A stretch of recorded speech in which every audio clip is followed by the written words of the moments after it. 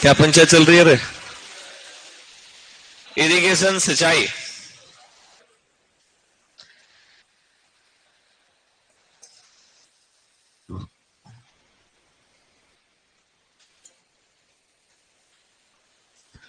चलो फटाफट इसको खींच देते हैं। इसको चेंज करवाना है ना, इरिगेशन पार्ट फर्स्ट करवा देना आज। इरिगेशन यानी कि सिंचाई क्या चीज है भाई? इरिगेशन बताओ। अभी कल परसों बारिश हुई थी, खेत को पानी मिला तो उसको सिंचाई कहेंगे क्या? तो सिंचाई क्या चीज है? कृत्रिम रूप से पौधों को जल देना। किस लिए? मृदा में नमी बनाए रखने के लिए। मृदा में नमी क्यों बनाए रखनी है? पौधे की वृद्धि व विकास के लिए। ये डेफिनेशन खत्म। समझ में आया? 3 टुकड़ों में थी। क्या डेफिनेशन थी? कि मृदा में नमी बनाए रखनी है, और नमी बनाए रखनी है पौधे की वृद्धि व विकास के लिए। तो उसके लिए पौधे को कृत्रिम रूप से जल देना है। उसको क्या कहेंगे? ठीक है। जलमांग जो होती है वहां जो है हम कह सकते हैं कि बिल्कुल खेत की तैयारी से लेकर फसल की कटाई तक जो जल होता है उसको जलमांग कहते हैं। तो वहां इफेक्टिव रेनफॉल यानी कि प्रभावी वर्षा वहां इंक्लूड होती है।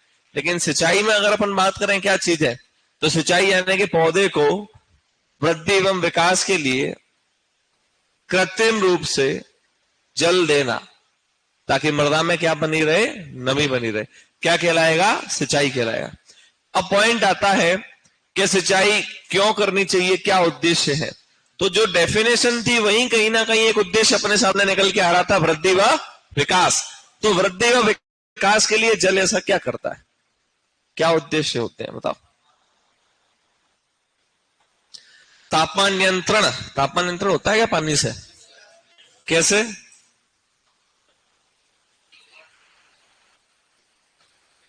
नहीं तो होगा कैसे? पानी छिड़केंगे उसके ऊपर। अच्छा, अगर टेम्परेचर मेंटेन करना है तो फब्बारा कर रहे हैं ऐसा? सिंपल सा है, आपको आता है। तापमान नियंत्रण पौधे का कैसे होता है? वाष्पोत्सर्जन से। किससे होता है? वाष्पोत्सर्जन से। सिंपल सी चीज है। तो वाष्पोत्सर्जन के लिए जल चाहिए, जिससे तापमान नियंत्रण होगा जो आप कह रहे हो। भोजन किससे बनता है? प्रकाश संश्लेषण के लिए। और प्रकाश संश्लेषण के लिए क्या चाहिए? जल चाहिए। CO2 और H2O जुड़ेगा ना आपका, तभी तो ग्लूकोज बनेगा आगे जाके। स्टोमेटा ओपन क्लोज हो रहे हैं तो वाष्पोत्सर्जन से संबंधित हो गया सीधा सीधा। अब पौधे के अंदर अन्य उपापचय क्रियाएं जो चल रही हैं उसके लिए क्या चाहिए? जल चाहिए। सीधी सी जल की बात अगर हम करें तो कोई भी पौधा हो 90% तक जीव द्रव्य के अंदर क्या भरा रहता है? जल भरा रहता है। क्या भरा रहता है? जल। और पौधा जो है अब उसके उपापचय क्रियाओं के लिए, उसके वृद्धि व विकास के लिए, मेटाबॉलिक यूज के लिए 1% से भी कम जल का उपयोग करता है। 99% जल जो है वाष्पीकरण के रूप में उड़ जाता है। वाष्पीकरण यानी कि कहां से? सॉइल से, यानी कि निर्जीव सतह से। और सजीव सतह यानी कि पौधे की सतह, उसको कहेंगे वाष्पोत्सर्जन। तो वाष्पीकरण की वजह से 99% तो जल की क्या हो जाती है? हानि हो जाती है। 1% से कम, पूरा 1% भी नहीं कह पाते। कई जगह 1% ऑप्शन में मिल जाए तो आंसर तो वही होगा, लेकिन 1% से भी कम पौधा उपयोग कर पाता है। किसके लिए? उपापचयी जल पोषक तत्व के अवशोषण में काम आता है। जल नहीं होगा तो किसके माध्यम से ऊपर आएंगे वो? समझ आ रहा है? किसके माध्यम से ऊपर आएंगे? किसी के माध्यम से नहीं आ सकते। तो जल पोषक तत्व के अवशोषण में भी काम आता है। जल जो आप कह रहे थे लू से भी बचाता है। जब लू से बचाता है तो पाले से भी बचाता है, जिसमें आपका स्प्रिंकलर फव्वारा विधि कोई बच्चा बोल रहा था। ये सब क्या है? जल के सिंचाई के उद्देश्य। उसके साथ साथ एक सिंचाई का उद्देश्य ये भी होता है कि जो मृदा में लवण है वो कहां चले जाए? नीचे चले जाए। ये सिंचाई के क्या हो गए? अपने उद्देश्य हो गए। फिर हम बात करते हैं सिंचाई के स्रोत की। पहले मैं थोड़ा सा सॉइल वाटर और वो पढ़ाऊंगा है ना, फिर आगे चलेंगे अपन, ताकि सॉइल का पोर्शन खत्म हो जाए। फिर हम बात करेंगे स्रोत की। तो क्या स्रोत है? तो नहर स्रोत है, कुएं स्रोत है, तालाब स्रोत है, नलकूप, कुएं, ये सब क्या है? जल के भिन्न भिन्न स्रोत है।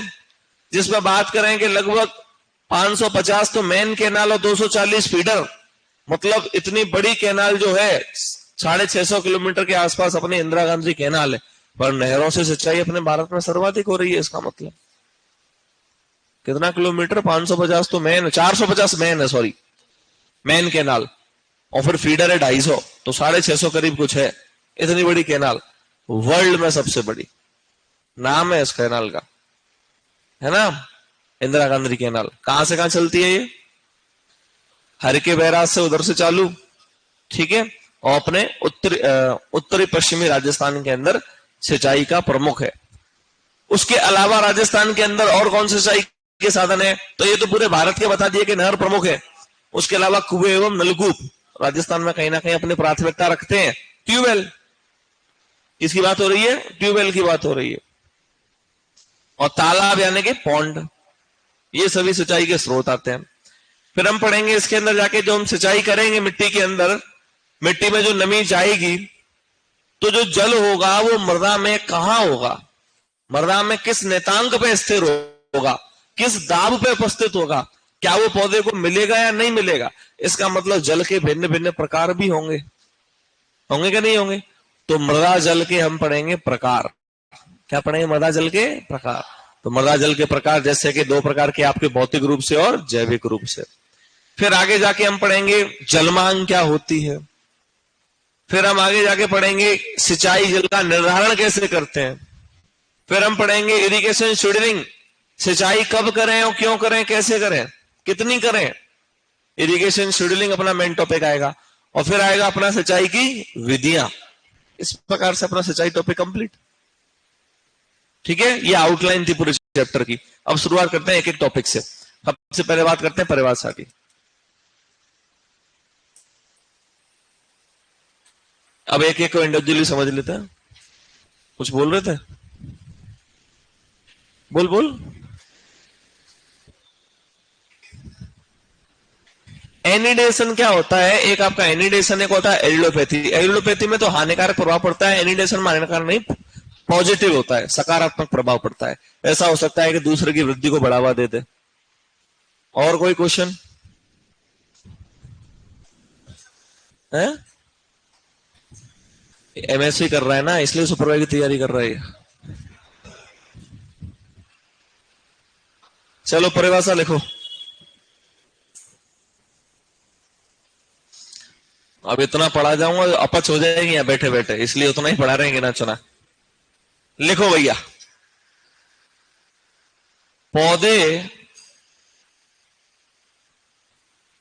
पौधे को कृत्रिम रूप से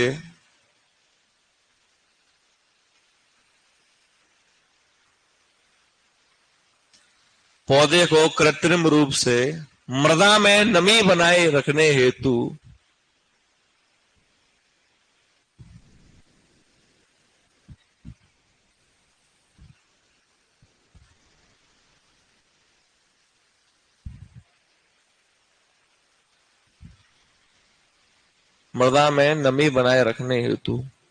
जिससे पौधे का वृद्धि व विकास हो सके,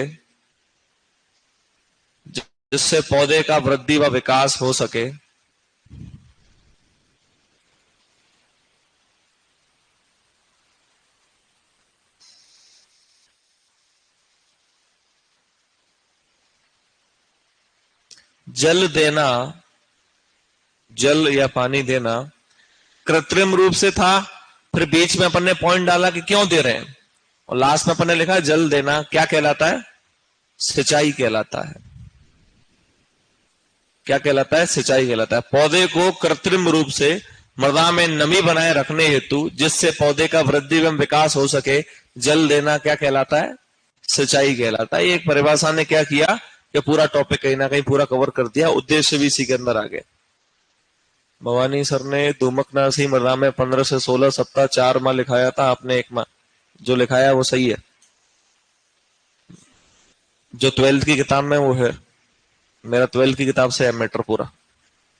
दुमकनासी आपकी 12th की किताब में लिखा हुआ है 1 माह, ठीक है। जो मैं लिखाता हूँ सुपरवाइजर में 12th के अकॉर्डिंग लिखाता हूँ, भले उसमें गलत क्यों नहीं हो, क्योंकि आंसर 12th का ही मानेंगे, ठीक है। बहुत सारी चीजें मिस्टेक है, बहुत सारी चीजें गलत है। चलो ये तो बात रही परिभाषा की। अब बात करते हैं ऑब्जेक्टिव या उद्देश्य की। उद्देश्य क्या क्या होना चाहिए, तो जिसमें अभी हेडिंग में अपन ने लिखा, मतलब परिभाषा लिखी, तो परिभाषा के अंदर कहीं ना कहीं उद्देश्य आ गए। तो जिसमें एक उद्देश्य तो अपन क्या लिख सकते हैं, मृदा में, वेरी गुड,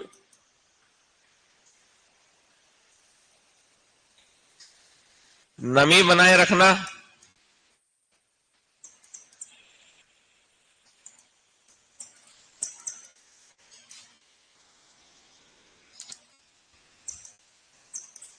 देखो दूसरा पॉइंट सही है क्या, बोर्ड पे सब पढ़ो इसको।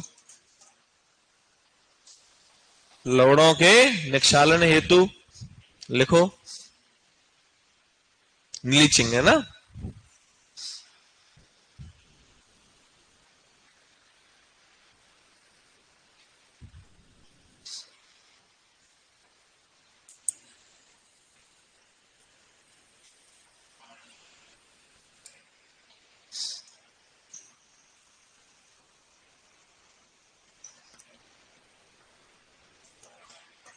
नेक्स्ट जैसे प्रकाश संश्लेषण हेतु,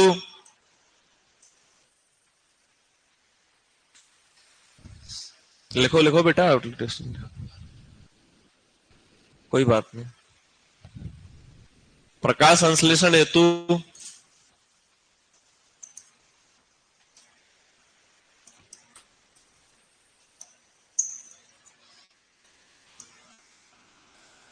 वाष्पोत्सर्जन हेतु, वाष्पोत्सर्जन से होता क्या है, ताप नियंत्रण।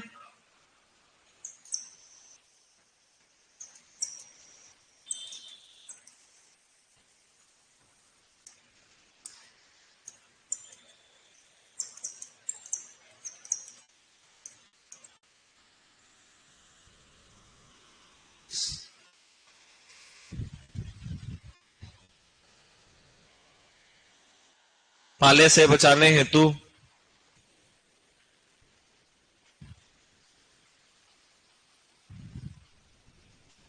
यही लिख लेना, लू से बचाने हेतु भी है ना। तो तापमान वाले पॉइंट यहां कवर हो जाएगा तीनों जगह। कहां कहां हो गया, पाले में हो गया, लू में हो गया, वाष्पोत्सर्जन में हो गया, है ना। सही पॉइंट है आपका वो, बिल्कुल। तापमान का नियंत्रण, तो तापमान का नियंत्रण होना जरूरी है। तापमान का नियंत्रण होना जरूरी क्यों है बताओ, वाष्पोत्सर्जन होता ही क्यों, टेम्परेचर मेंटेन करने के लिए। बाकी नहीं हो तो क्या दिक्कत है, वाष्पोत्सर्जन से तो हानि हो रही है जल की, तो बंद करवा दो, पर बंद नहीं कर सकते। बंद होगा तो तापमान अंदर का बढ़ जाएगा, सेल सिकुड़ जाएंगे, मर जाएंगे। ठीक है, अब बोलोगे सर सिकुड़ेंगे कैसे, तो पानी भर जाएगा उसमें, अंदर बंद हो जाएगा। तो पानी भरने का कंसेप्ट नहीं होता यहाँ। तापमान जब बहुत ज्यादा आता है तो क्लोरोसिस होने लगता है, क्लोरोसिस यानी क्लोरोफिल की हानि होने लगती है, क्योंकि टेम्परेचर मेंटेन नहीं होता। जैसे अपनी बात करें, अपन हीट क्रिएट हो जाती है बॉडी के अंदर, फिर अपन लोकल लेंगे बोलते हैजा हो गया, तो इसी से तो आता है, और कैसे आता है। ठीक है, ये हो गया। अब लिखो, लू से बचाने के लिए लिख लिया था।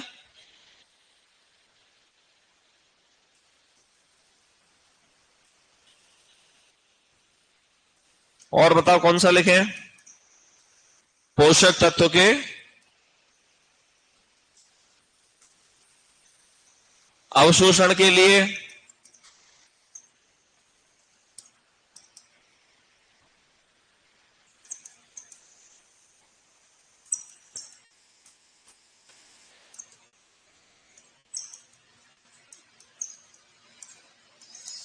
उपापचयी क्रियाओं के लिए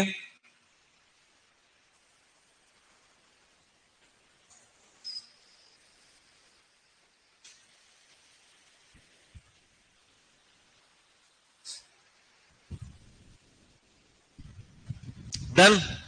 कोई पूछे भैया सिंचाई हम क्यों कर रहे हैं, तो उसका कारण क्या है, तो उसका कारण ये है, ये जो उद्देश्य है वो उसका कारण है। उपापचयी क्रियाओं में क्या क्या आता है,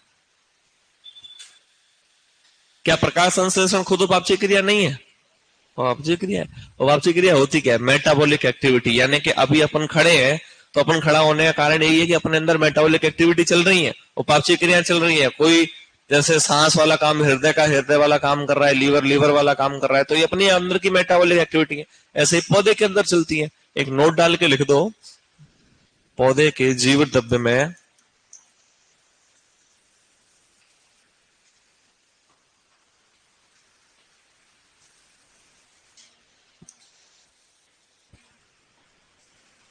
पौधे के जीव द्रव्य में 85 से 90% क्या होता है? जल।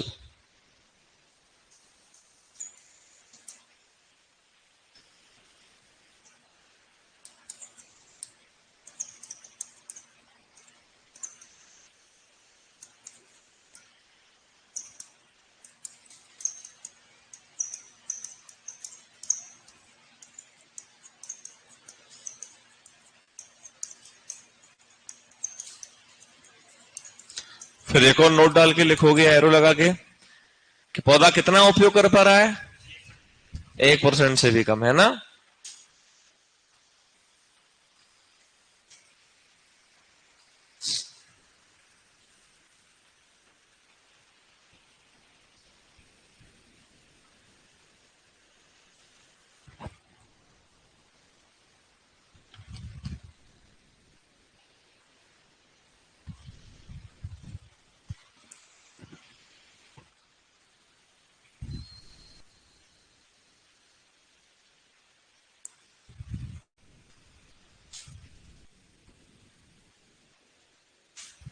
सॉइल प्लांट एटमॉस्फेरिक साइकिल होती है एक। साइकिल क्या बताती है हमको कि जल वायुमंडल में पहुंचता कैसे है? उसका पहुंचने का कारण क्या है? सबसे पहले मिट्टी में है, मिट्टी से जड़, जड़ से तना, तने से पत्तियों में, पत्तियों से वाष्पीकरण होके, वाष्पोत्सर्जन होके वापस आसमान वायुमंडल में, फिर वही वर्षा होके वापस नीचे। ये एक तरीके से साइकिल है। और जड़ जो है, बेसिकली मैं थोड़ा समझा देता हूं, लिखाने की आवश्यकता नहीं है इसमें, इतना आपको नहीं पूछते। जड़ को जो है अपन 4 टुकड़ों में डिवाइड कर देते हैं। कितने टुकड़ों में? 4 भागों में, 1 2 3 4। कि जल एक्सट्रैक्ट कौन कितना कर पा रहा है, कौन सा हिस्सा जल का अवशोषण निकास ज्यादा कर पाता है? बताओ आपके अनुसार कौन सा कर पाएगा? पौधे का कौन सा हिस्सा जल का निकास ज्यादा कर पाता है सॉइल से? ऊपरी हिस्सा। लगभग कितना परसेंट तक? 40, 30, 20, 10, इस प्रकार से। मतलब 100% जो जल है ना, उसमें से ऊपरी हिस्से से कितना परसेंट तक जाता है? दूसरे से, तीसरे से, चौथे से, 10। अब जल का अवशोषण कर लिया। अवशोषण किया, जल पहुंचा कैसे? बताओ। थोड़ा सा बायोलॉजी की तरफ बात कर लेंगे, लिखाऊंगा नहीं क्योंकि आप सुपरवाइजर है, नहीं तो और आप बोलोगे ये क्या पढ़ा दिया, क्या कर दिया। कैसे, क्या जाता है? जल विभव से कहीं इधर जाता है क्या? तो अधिक जल विभव से कम जल विभव की ओर कहां जाता है? अधिक जल विभव से कम जल विभव की ओर। वाटर पोटेंशियल ज्यादा, तो जहां पोटेंशियल ज्यादा होता है कम की ओर जाता है। इसलिए तो जड़ का पोटेंशियल ज्यादा होता है, तने का कम, तो जड़ से तने में पहुंच गया। फिर तने का कम होता है, तने का ज्यादा होता है, पत्ती का कम, तो तने से पत्ती में पहुंच गया। समझ आ रहा है? जल इस प्रकार जाता है ऊपर। अब जाता है तो अपने साथ किसको ले जाता है? पोषक तत्वों को, खनिज लवणों को अपने साथ ले जाता है ऊपर। ऐसे जल पहुंच जाता है पौधे में। जैसे कि आपने बायोलॉजी में पढ़ा होगा, निम्न डीपीपी से, डीपीडी से उच्च डीपीडी पढ़ा है क्या? थोड़ा सा है। डीपीडी बराबर क्या होता है? OP minus TP. थोड़ा सा याद आ रहा है क्या फिजियोलॉजी वाला? थोड़ा सा आ रहा है क्या? ये उसी को आ सकता है जिसने बायोलॉजी थोड़ी बहुत पढ़ी होगी 12वीं 12वीं की, या फिर जेड वगैरह की, या कॉलेज में आप पढ़ रहे होंगे, या तैयारी व्यारी की। बाकी नहीं आ पाता। क्यों नहीं आ पाता? पढ़े ही नहीं, कहां से आएगा? हमको तो डीपीडी वहां कोई पढ़ा देता। समीर, यहाँ सबसे पुराने हैं समीर सर। समीर सर ने मुझे पढ़ाया। देख, जानते हो समीर सर, बायोलॉजी वाले? वो सबसे पुराने वही, हमको वही पढ़ाते थे। वो आते थे, चालू होते थे डीपीडी, ओपी, टीपी। तो पीछे बैठे बैठे हम तो यूं करते नहीं, किसकी टीपी, काय की ओपी, क्या चल रहा है? फिर एक दिन सर को हमने बोला, सर बहुत फ्रैंक नेचर के, जॉली नेचर के, जैसे कि हम अभी रहते हैं ऐसे सर रहते थे हमारे टाइम। वो भी नए नए थे, 8-9 साल हो गए उनको। अब मैंने बोला, मैं सर कुछ समझ में नहीं आता आप जो पढ़ाते हो, किसकी डीपी, काय की टीपी है, मैं तो पता नहीं चल रहा क्या हो रहा है। अब क्या है, कुछ लोग बैठे रहते हैं जिन्होंने पढ़ रखा होता है, तो सर बोले, जैसे अभी मैं तुमसे बोलूं हाई वाटर पोटेंशियल से लो वाटर, यस सर, तो एक ने तो बोल दिया। अब सर वो सुन के आगे चले गए, पीछे तो पोटेंशियल उड़ गए पूरे। ये कौन सा पोटेंशियल है? तो अब इसलिए तो मैं उस बायोलॉजी का पढ़ाने नहीं बैठा, नहीं मेरी इच्छा थी कि थोड़ा सा बता आपको क्या है। अब पढ़े ही नहीं तो पता ही नहीं तो फिर 1 घंटा तो इसी में चला जाएगा, जल भिगो में। किसका जल भिगो, क्या हो गया। अगर थोड़ा सा समय मिला करे तो फिजियोलॉजी पढ़ा करो, है ना। बायोलॉजी, आप एग्रीकल्चर स्टूडेंट हो, एग्रीकल्चर साइंस है एक तरीके से। कभी भी समय मिले, जरूरी नहीं है सुपरवाइजरी। दुनिया में ऐसे ही 2-3 चीजें आपको याद होनी चाहिए। एक तो पादप कार्य यानी कि प्लांट फिजियोलॉजी अगर आप साइंस के स्टूडेंट हो, और दूसरा आपको एंजाइम, हार्मोन और विटामिन। ज्यादा कहीं नहीं रहा मैं, 3 टॉपिक, ये 4। Enzyme, hormone, vitamin. दुनिया का कोई सा पेपर हो जिसमें साइंस आ रही है उसमें से क्वेश्चन आएगा, है ना। और एंजाइम और हार्मोन कहीं ना कहीं अपने आप ही फिजियोलॉजी के पार्ट है, और थोड़ा डिस्कस कर लिया करो जब कभी क्या है। तो अब अपन चलते हैं मृदा जल की तरफ। पढ़े मृदा जल, स्टार्ट करें। डायरेक्ट मृदा जल चल रहे हैं अपन, अपनी एग्रोनॉमी का पोर्शन आगे पढ़ेंगे, पहले मृदा जल समझ लेते हैं। थोड़ा बहुत सर ने समझाया होगा, तो कितना आप पे आता है उतना बोलो। आता है जैसा भी टूटा फूटा आता है बोला करो, जो भी कुछ आता है वो बोल दिया करो। फ्री की बकवास करते रहते हैं, उससे अच्छा तो बोल ही दो कुछ पढ़ाई लिखाई का। बोलो, आपने कुछ सुना होगा, सर ने पढ़ाया होगा, बोलो। जैसे कि आपने अभी तक कौन कौन से जल ऐसे सुन रखे हैं, जैसे केसिकीय जल सुना होगा, गुरुत्वाकर्षण जल सुना होगा, आर्द्रताग्राही सुना होगा, उपलब्ध जल सुना होगा, अनुपलब्ध सुना होगा, सुपरफ्लुअस, ये सभी सुने होंगे जल। क्या है ये, कैसे कैसे वर्गीकृत होते हैं, कैसे होता है, बार के आधार पे कैसे।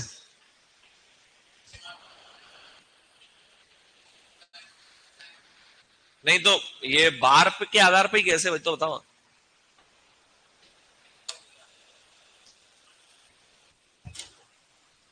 देखो, दाब अपन ने पढ़ा, दाब कहां लगता है, जब बल होता है, फोर्स होता है। जब खेत में पानी दिया और पानी जो है टिकता है, तो 2 प्रकार के बल है वहां पे, ससंजन और आसंजन। आसंजन यानी कि मृदा और जल के अणुओं के बीच लगता है, ससंजन समान अणुओं के बीच में लगता है। ये कंफ्यूज तो नहीं हो जाते इसमें आप। आसंजन यानी कि अलग अलग, अ से अलग अलग, ऐसे याद कर लेना। तो लग तो बल रहा है ना, बल यानी कि फोर्स यानी कि दाब। तो हम वो बार और पास्कल उसको लेके आ जाते हैं कि अपन ने खेत में पानी दे दिया, किसान के रूप में खेत में क्या दे दिया, पानी दे दिया। तो केस की अलग से, गुरुत्वाकर्षण अलग से थोड़ी देने जाते हैं, अपन तो खेत में पानी देते हैं। तो पानी कैसे कहां जाता है, किस स्थान पे रहता है, वो उस स्थान के आधार पर उसको हमने अलग अलग क्लासिफिकेशन कर दिया है। तो थोड़ा सा समझेंगे अपन न्यतांक के आधार पर, न्यतांक भी यही पढ़ेंगे, मृदा जल भी यही पढ़ेंगे। एक ही स्केल पर समझने की कोशिश करना, बिल्कुल एक्टिव रहना पीछे से भैया, है ना। न्यतांक यानी कि जल कहां उपस्थित है, सॉइल मॉइस्चर कांस्टेंट। और फिर हम उसी के अंदर पढ़ेंगे जल है क्या, कितने प्रकार का होता है।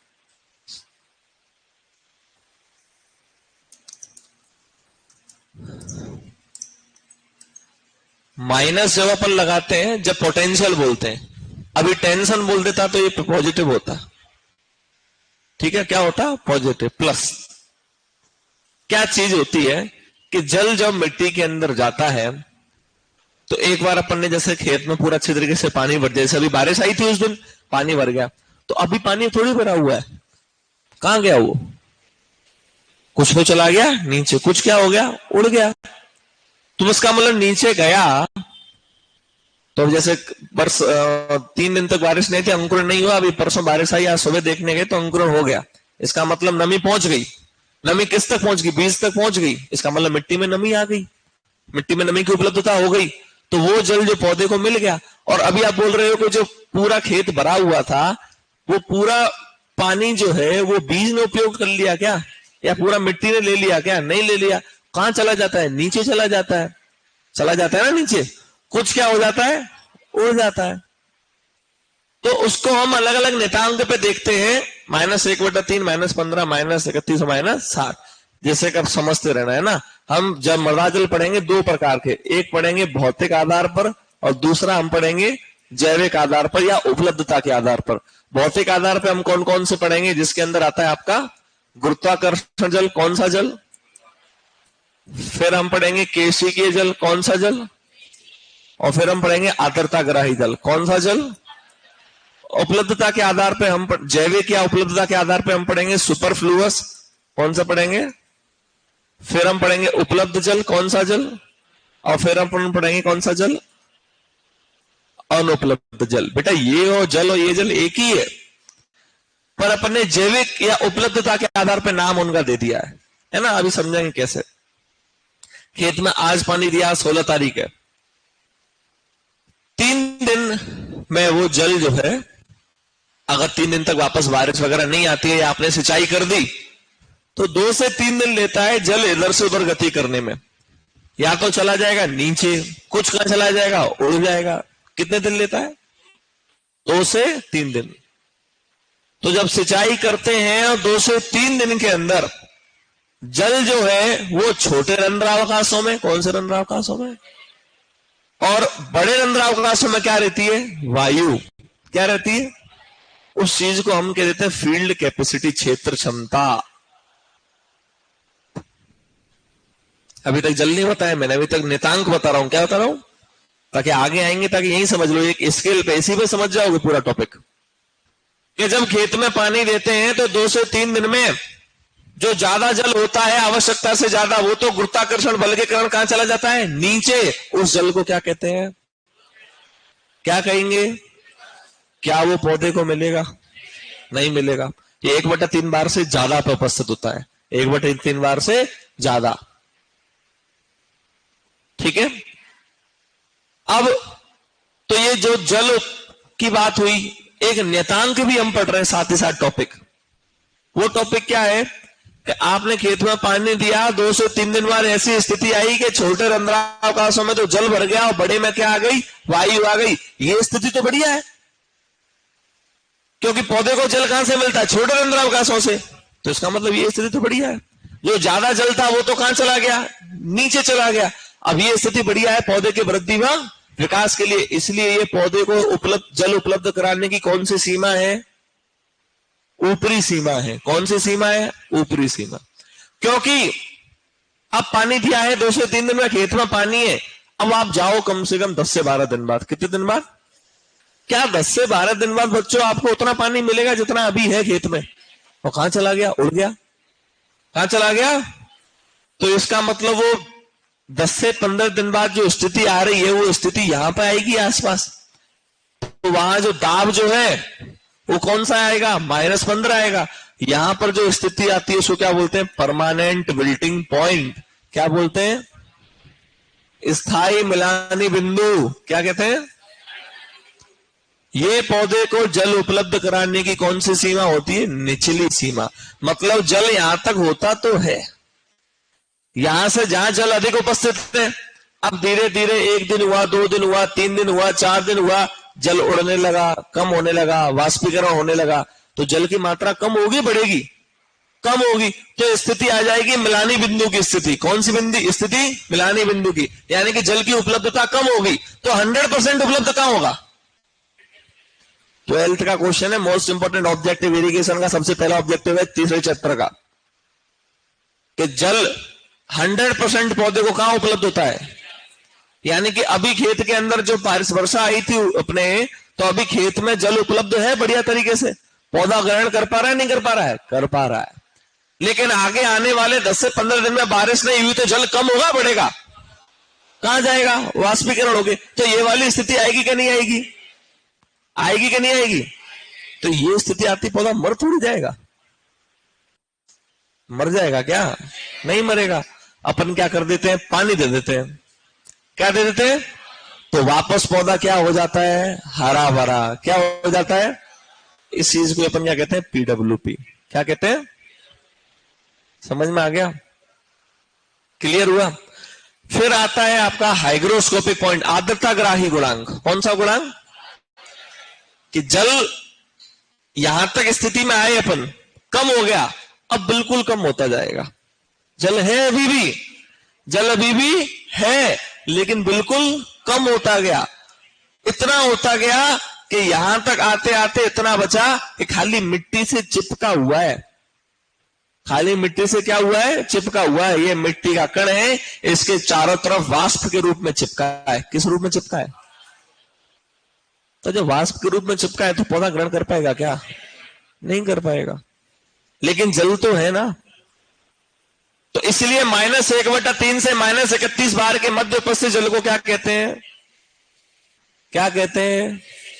समझ में आ गया? इसलिए हम कहते हैं कि एकमात्र जल जो किसको उपलब्ध होता है? पौधे को। उपलब्ध तो मात्र यहां तक ही है, इसलिए तो दूसरा क्लासिफिकेशन अलग से लेके आए अपन, उपलब्धता वाला।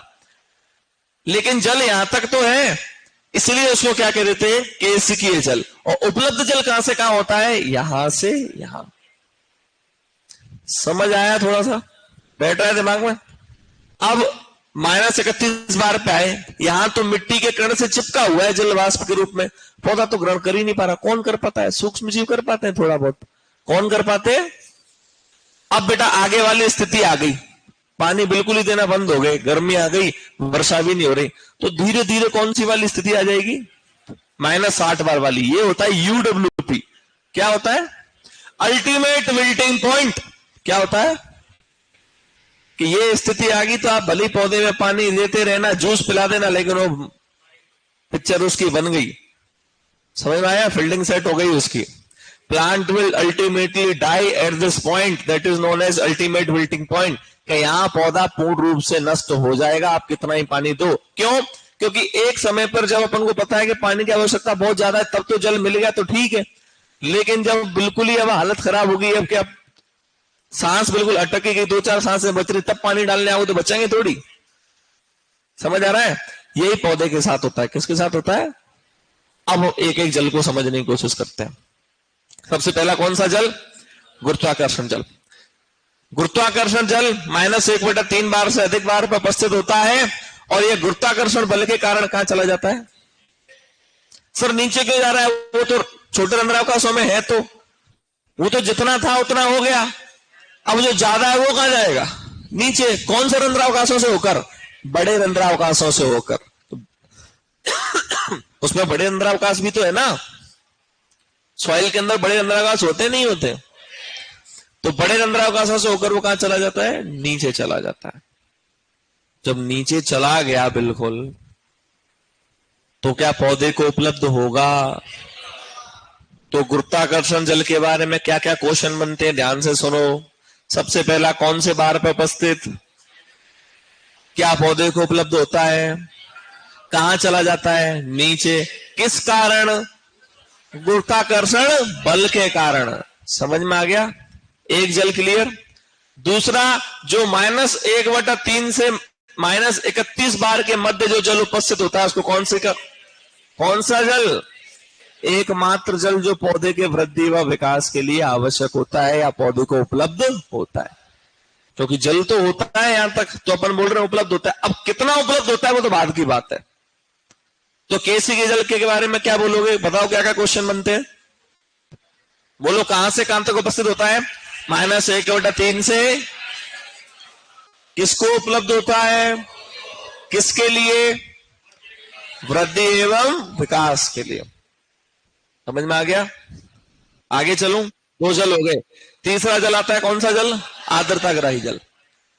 आर्द्रताग्राही जल जो भी आपको दिखाया था, ये किससे चिपका हुआ है? कण से खाली चिपका हुआ है। तो चिपका हुआ है तो पौधे ले पाएंगे क्या? नहीं ले पाते। तो उसको कौन सा जल बोलेंगे? आर्द्रताग्राही जल, हाइग्रोस्कोपिक वाटर।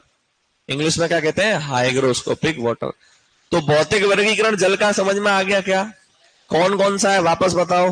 गुरुत्वाकर्षण, केशिकीय, आर्द्रता। गुरुत्वाकर्षण जल पौधे को मिलेगा क्या? आर्द्रताग्राही मिलेगा क्या? कौन सा मिलेगा? कहां से कहां तक है? हो गया सुपरवाइजर लायक। आएगा तो इसी में से आ जाएगा 101%।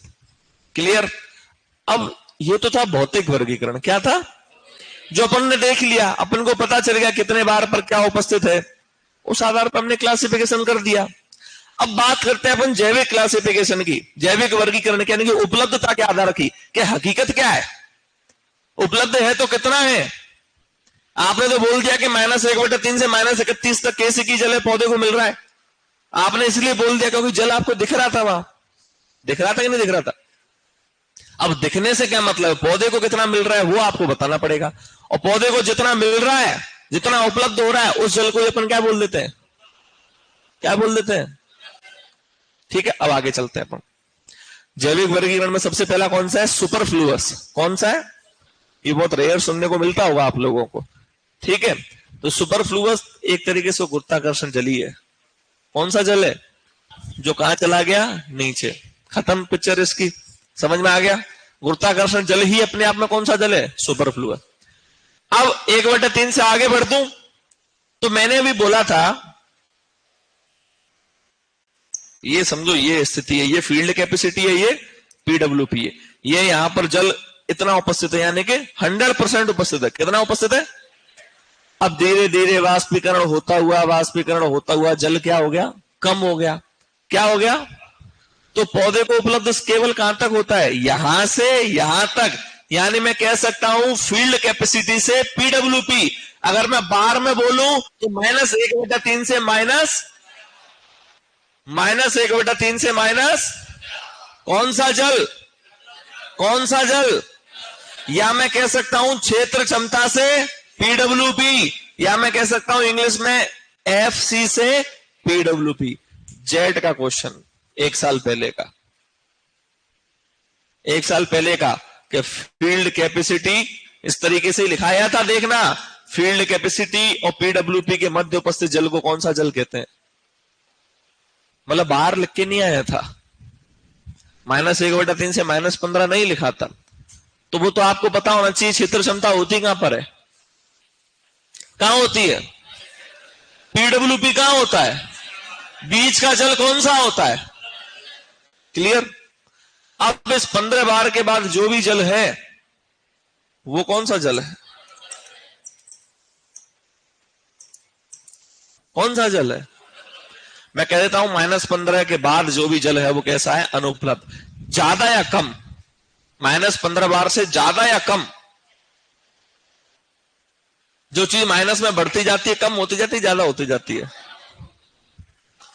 तो इसलिए लैंग्वेज में अपन क्या लिखते हैं? -15 बार से कम। समझ आ रहा है? आप ये बताओ, -15 के बाद क्या आ रहा है? -31, फिर क्या आ रहा है? -60। तो बढ़ रही है वैल्यू, कम हो रही है? कम हो रही है। तो लैंग्वेज में अपन क्या लिखते हैं? -15 बार से कम। तो आप तो सीधा सीधा कंसेप्ट समझ लो, दिमाग में रटने की आवश्यकता है ही नहीं कि 15 बार के बाद जो जल है पौधे को मिलेगा क्या? नहीं मिलेगा। समझ में आ गया? अब एक बार जल का क्लासिफिकेशन पढ़ लेते हैं वापस। 2 प्रकार की क्लासिफिकेशन है, सबसे पहले भौतिक, दूसरा जैविक। को अपन क्या कह सकते हैं? उपलब्धता के आधार पे। किस आधार पे? ये टॉपिक अपन दूसरी बार पढ़ रहे हैं, किशन सर ने समझा दिया था थोड़ा बहुत आपको, क्योंकि तो बच्चे के कल लिखा हुआ था इसके, है ना? तो आपके थोड़ा सा समझ में ज्यादा आ रहा होगा। समझिए क्या है, वापस समझते हैं। गुरुत्वाकर्षण जल, केशिकीय जल, आर्द्रताग्राही जल। हमें फर्क पड़ना चाहिए क्वेश्चन कैसा आता है, क्या टाइप रहता है, क्या बनेगा। तो सबसे पहले गुरुत्वाकर्षण जल से हम बात करते हैं। 3 क्वेश्चन बनने के चांसेस रहेंगे। सबसे पहला बार। कितना बार? -1/3 से ज्यादा। ज्यादा ही, कम मत बोलना। -1/3 से ज्यादा ही, या तो 1/3 या 1/3 से ज्यादा। कोई दिक्कत इसमें किसी को? क्या ये जल पौधे को मिलेगा? तो ये पौधे के लिए उपलब्ध हुआ, अनुपलब्ध हुआ? दूसरा क्वेश्चन हो गया। तीसरा क्वेश्चन, ये जल कहां चला जाता है? किस कारण? कौन से रंध्रावकाशों से होकर? क्लियर? कोई दिक्कत किसी को? समझ में आ गया? आगे चलें। कौन सा जल? केशिकीय जल। कहां से कहां तक? -1/3 से। एकमात्र जल जो किसको उपलब्ध होता है? कौन सा जल कहते हैं? केशिकीय जल। यहां जल केशिकीय नाम क्यों इसका? केश, बाल, छोटे छोटे रंध्रावकाश। यानी कौन से रंध्रावकाशों में है जल? सूक्ष्म रंध्रावकाशों में है। कौन से रंध्रावकाशों में? इसलिए अब थोड़ा सा दिमाग लगाओ। जब मैं आपको सूक्ष्म रंध्रावकाश बता रहा था तो मैंने आपको बोला था कि इन रंध्रावकाशों को केशिकीय रंध्रावकाश भी कहते हैं। बोला था ना? कैपिलरी पोर भी कहा जाता है, केशिकीय रंध्रावकाश भी कहा जाता है। क्यों? क्योंकि जल छोटे रंध्रावकाशों में ही उपस्थित होता है, तो ही किसको प्राप्त होगा? पौधे को। तो -1/3 से -31 के मध्य कौन सा जल है? कोई डाउट किसी को? क्लियर? 31 बार जो है, जनरल 12th में अपन पढ़ रहे हैं इसलिए 31 नहीं तो 30 बार होता है ये, है ना, एग्जैक्ट 30 बार। 31 बार पे एक जल है, उस जल का नाम क्या है? और क्या नाम है? क्वेश्चन बिल्कुल ऐसे उठ के आएगा। -31 या -30 बार पर उपस्थित जल को क्या कहते हैं? क्या ये पौधे को उपस्थित उपलब्ध होगा? किसको होगा? सूक्ष्म जीव वगैरह। कौन कर सकते हैं? ये जल होता कैसा है? देखिए, ये आपका मान लीजिए मिट्टी का ढेला है। क्या है? मिट्टी का, ठीक है। इससे जल कैसे चिपका रहेगा ये समझिए। ये इस रूप में चारों तरफ चिपका हुआ है, adhere to soil particle in a vapour form, यानी कि वाष्प के रूप में मिट्टी के कण से चिपका हुआ है। अब इसको पौधा कहां से उपयोग कर पाएगा? समझ में आ गया? तीनों क्लासिफिकेशन क्लियर रहेगा सबके बच्चों? पक्का? आगे चलूं। अब जैविक वर्गीकरण में सुपरफ्लूअस कौन सा हो गया? ठीक है, ये और ये क्लासिफिकेशन एक ही है। ये और ये क्लासिफिकेशन एक ही है, ठीक है, कोई गणित नहीं अलग अलग। पर अभी मैंने बोला आपको ऊपर वाले में कि केसिकीय जल पौधे को उपलब्ध होता है और -1/3 से -31 तक होता है।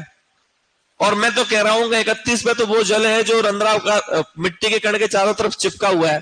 तो ये तथ्य 100% थोड़ी सही हो जाएगा यहां पर कि पौधा यहां थोड़ी ले पाता है। तो हकीकत में पौधा ले कहां तक पाता है? कहां तक? तो जो अब बात करते हैं उपलब्ध जल किस किस के मध्य होता है, -1/3 से माइनस, या इसको हम कह सकते हैं क्षेत्र क्षमता से पीडब्ल्यूपी, क्षेत्र क्षमता से। और पीडब्ल्यूपी के बाद जो जल है वो अनुपलब्ध। कौन सा हो गया? ठीक है। अब एक बार नियतांक वापस पढ़ लेते हैं, क्योंकि आगे अपन वैसे भी डिस्कस करेंगे दूसरी बार। नियतांक में क्या था कि पानी दे दिया खेत में, 2 से 3 दिन बाद जल छोटे रंध्रावकाशों में, वायु बड़े रंध्रावकाशों में, उस स्थिति को क्या कह देते हैं? क्या कह देते हैं? यहां जल पौधे को कितना % उपलब्ध होता है? यह पौधे को जल उपलब्ध कराने की ऊपरी सीमा है, निचली सीमा है? तो निचली सीमा कौन सी है? कौन सी है? पीडब्ल्यूपी। समझ में आ गया? और जब पौधा बिल्कुल मर जाएगा, पानी है ही नहीं, तो कौन सा है? खत्म हो गया पूरा टॉपिक।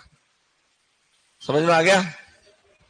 अब इसको ऐसे लिखा रहने दो, हेडिंग डालो।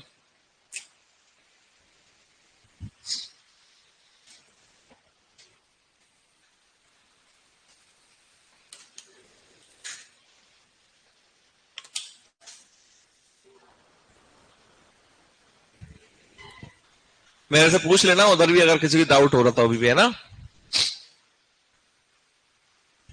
चलो करें स्टार्ट। लिखो मृदा जल, इसमें लिखो भौतिक वर्गीकरण, मृदा जल का भौतिक वर्गीकरण, मृदा जल का भौतिक वर्गीकरण। पीछे भाई पूछ लेना किसी का डाउट होता है ना। मृदा जल का भौतिक वर्गीकरण, जिसमें सबसे पहली हेडिंग डालो, कौन सा जल? गुरुत्वाकर्षण जल। इंग्लिश में लिख लेना ग्रेविटेशनल वाटर। सबसे पहले हेडिंग डाली मृदा जल। मृदा जल में कौन सी हेडिंग डाली बच्चों? भौतिक वर्गीकरण। और भौतिक वर्गीकरण में सबसे पहली हेडिंग कौन सी है? बोलो, गुरुत्वाकर्षण जल। बोलो इसके अंदर क्या लिखना है? गर्ल्स बोलो, लिखो, यह जल गुरुत्वाकर्षण के कारण, यह जल गुरुत्वाकर्षण के कारण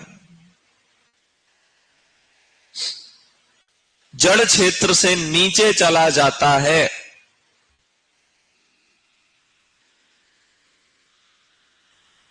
यह जल गुरुत्वाकर्षण के कारण जड़ क्षेत्र से नीचे चला जाता है।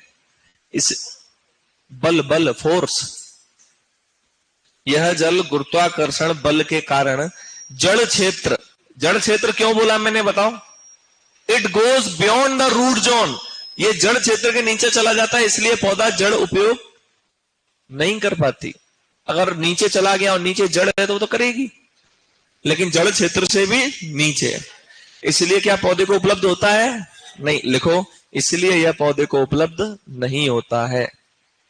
इसलिए यह पौधे को उपलब्ध नहीं होता है।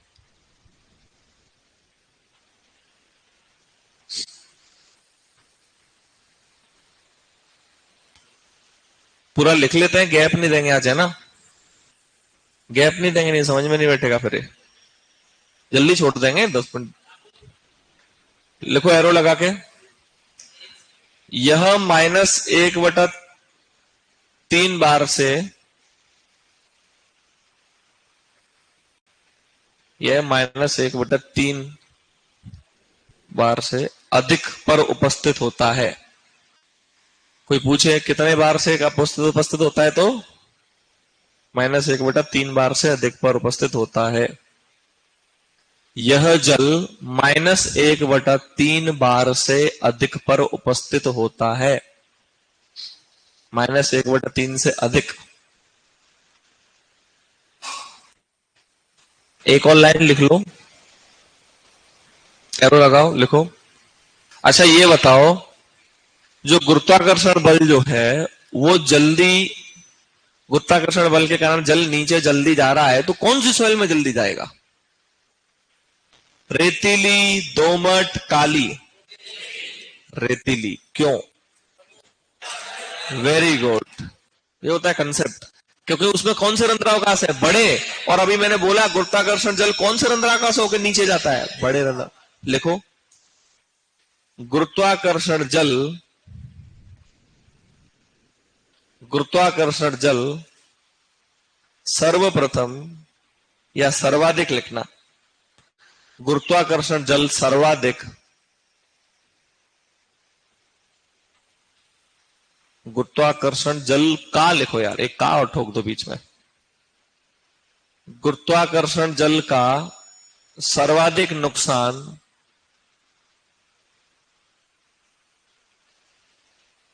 बलुई या रेतीली मृदा में होता है। गुरुत्वाकर्षण जल का सर्वाधिक नुकसान बलुई या रेतीली मृदा में होता है।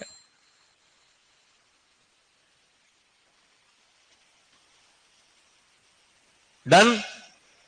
दूसरा हेडिंग डालो, केशिकीय जल।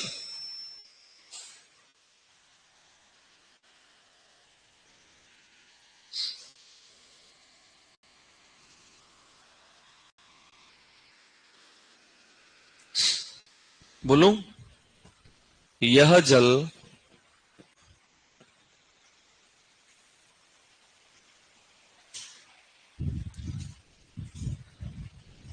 -1/3 से, यह जल -1/3 से -31 बार के मध्य,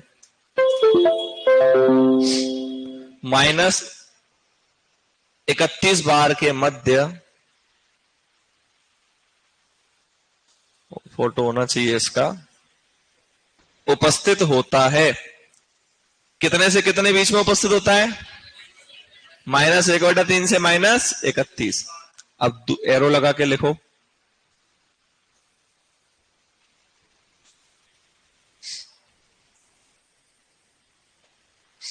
लिखो एरो लगा के।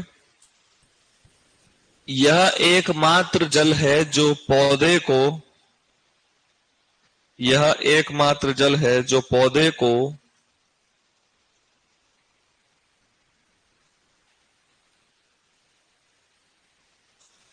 वृद्धि व विकास हेतु उपलब्ध होता है। यह एकमात्र जल है जो पौधे को वृद्धि व विकास हेतु उपलब्ध होता है।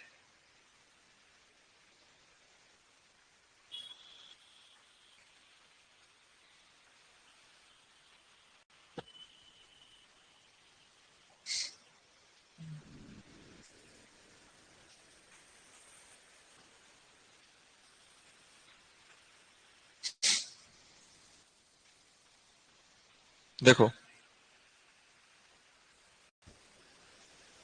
और एक को लाइन लिख लो पहले, यह जल कौन से रंध्रावकाशों में होता है?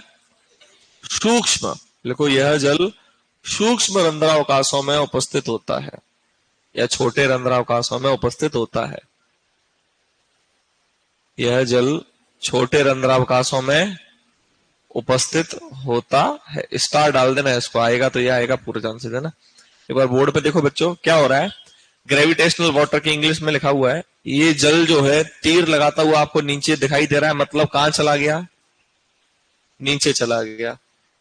बियॉन्ड द रूट जोन, जड़ क्षेत्र के भी कहां चला गया? नीचे। क्या पौधे को मिलेगा? नहीं मिलेगा। फिर थोड़ा सा यहाँ फोटो से इंग्लिश में लिखे हुए समझने की कोशिश करना कि वाटर हेल्ड इन माइक्रोपोर, यानी कि जल जो है वो छोटे रंध्रावकाशों में उपस्थित है। और ऐसी स्थिति यानी कौन सा जल है? कैपिलरी वाटर है। और स्थिति कौन सी है? क्षेत्र क्षमता वाली। कौन सी है? फिर थोड़े टाइम बाद क्या हो रहा है कि जल जो है कम होने लग रहा है, पीडब्ल्यूपी वाली स्थिति आ रही है, और आगे जाके कौन सा जल बन गया?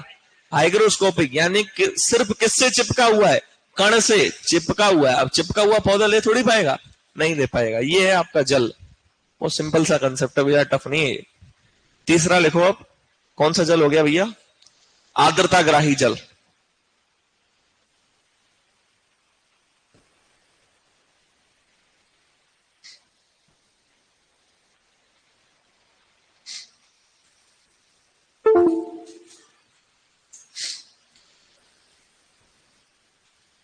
आपसे कोई पूछ लेता है कि केशिकीय जल जो है वो कौन से मृदा में सबसे ज्यादा उपस्थित होता है? Sand, silt, clay. लिख लो इसको। याद हो रहा है, समझ में आ रहा है तो ठीक है भाई, कोई दिक्कत नहीं। क्या कंसेप्ट है बेटा, बताओ। केशिकीय जल जो है क्ले मृदा में, काली मृदा में क्यों? क्या कंसेप्ट है? मुंह से बोला करो, पूछा करो। क्योंकि उसमें क्ले मृदा में, काली मृदा में सूक्ष्म रंध्रावकाश सर्वाधिक है, और केशिकीय जल कहां रहता है? सूक्ष्म रंध्रावकाश में, इसलिए ज्यादा होगा। समझ में आ गया? पूछा करो, नहीं आया करो, है ना। अब हेडिंग क्या डाली? आर्द्रताग्राही जल। लिखो, यह जल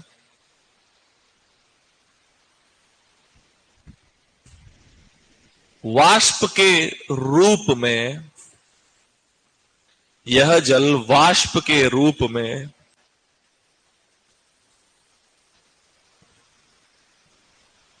मृदा के कण के चारों ओर, मृदा के कण के चारों ओर चिपका रहता है। मृदा के कण के चारों ओर चिपका रहता है। ठीक है। कितने बार पर उपस्थित होता है? देखो, यह -31 बार पर उपलब्ध होता है, या -31 बार पर स्थित होता है, कुछ भी लिख दो। -31 बार पर होता है। फिर तीसरी लाइन ये लिख लेना बच्चों अपने आप, ये बताओ उपलब्ध होगा पौधे को, अनुपलब्ध? उपलब्ध होगा, अनुपलब्ध? लिखो, यह पौधे को या पौधे के लिए अनुपलब्ध होता है। यह पौधे के लिए अनुपलब्ध होता है।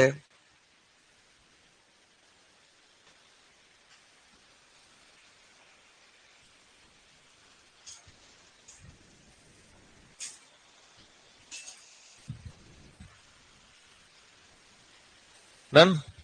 ब्रेक दे दें? कितने लोग चाहते हैं ब्रेक? ढंग से हाथ खड़े करो ना, गिन लेता हूं मैं।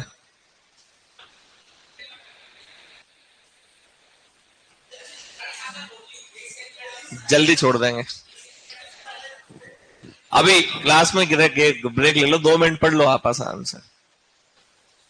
खड़ा हूं मैं यहीं, जल्दी करना है यार। क्या ब्रेक?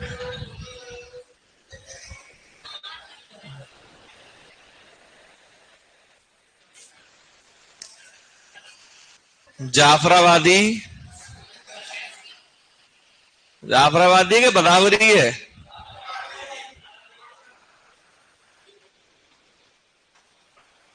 अब जाफराबादी बदावरी आएगी तो फटाफट दोनों के क्वेश्चन बोल दो, आंसर। जाफराबादी का उत्पत्ति स्थान बोलो, कहां पे? पक्का? और बदावरी? यूपी का बदावर क्षेत्र, आगरा। बदावरी के अंदर फैट बताओ कितना परसेंट? 13% तक। जाफराबादी के सींग? मिनी एलिफेंट किसको कहते हैं? ब्लैक ब्यूटी किसको कहते हैं? जलवी आकार के सींग किसके होते हैं? लोला किसकी? टोड़ा किसकी है? टोड़ा, टोड़ा कहां की? दक्षिण की। ये पूछा गया क्वेश्चन है, तोड़ा किसकी है? दक्षिण भारत की। सोड़ा नहीं है, तोड़ा है। सोड़ा, तोड़ा। हमारे तो मैंने बताया ना, ड ड सब एक ही है, श स सब एक ही चलता है, अलग अलग नहीं हमारे। हो गया? गाय भैंस रेडी? हो गया ब्रेक? चलो आप हेडिंग डालो, जैविक वर्गीकरण या उपलब्धता के आधार पर वर्गीकरण। जैविक वर्गीकरण या उपलब्धता के आधार पर वर्गीकरण।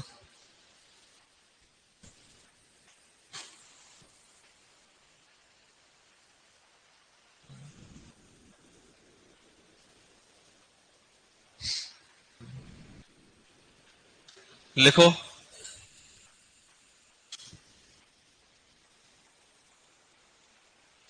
इस तरीके से लिखना है ना। पहला लिखो सुपरफ्लो जल, ये वाला सुपरफ्लोवस, वस लगा देना इसके पीछे। सुपरफ्लोवस जल,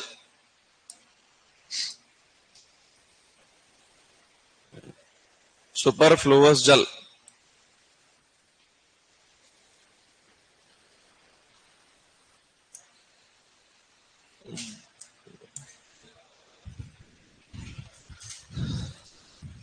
लिखो गुरुत्वाकर्षण जल के समान, सीधा डायरेक्ट लिखना है, गुरुत्वाकर्षण जल के समान,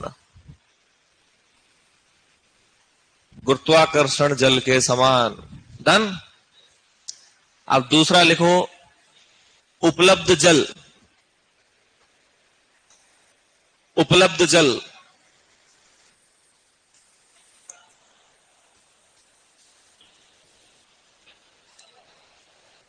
दूसरा लिखो उपलब्ध जल, लिखो यह जल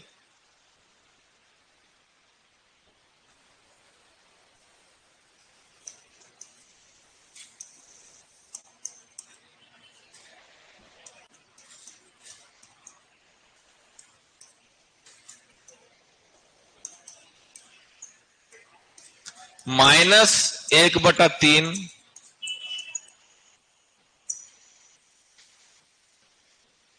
और ब्रैकेट में क्या लिखोगे? -1/3 के फील्ड कैपेसिटी, जिसको हिंदी में क्या कहते हैं? क्षेत्र क्षमता। यह जल -1/3 ब्रैकेट में लिखना फील्ड कैपेसिटी या क्षेत्र क्षमता, FC या क्षेत्र क्षमता से यह जल -1/3 ब्रैकेट में ऐसे लिखना है फील्ड कैपेसिटी या क्षेत्र क्षमता, ठीक है, से PWP, जिसका हिंदी में नाम क्या है? स्थायी मिलानी बिंदु। -15 बार से 10 से 12 बार के मध्य में एक बिंदु आता है जिसको अस्थायी मिलानी बिंदु कहते हैं। क्या कहते हैं? अस्थायी, है ना। 12 बार तक, ये 15 पर आता है। वहां से ही थोड़ी सी पत्तियां थोड़ी सी मुरझाना चालू हो जाती हैं। मुरझाना तो आप ये समझो कि 3 दिन सिंचाई के हुए, 4 दिन हुए, 5वें दिन, 6वें दिन, 7वें दिन, 8वें 9वें दिन से वो पत्तियां ऐसी होने लग जाती हैं कि दिन में तो हल्की सी ऐसे लगती मुरझाई हुई और रात को सामान्य, वापस दिन में मुरझाई, रात को सामान्य। वो यहां तक स्थिति यही आती है।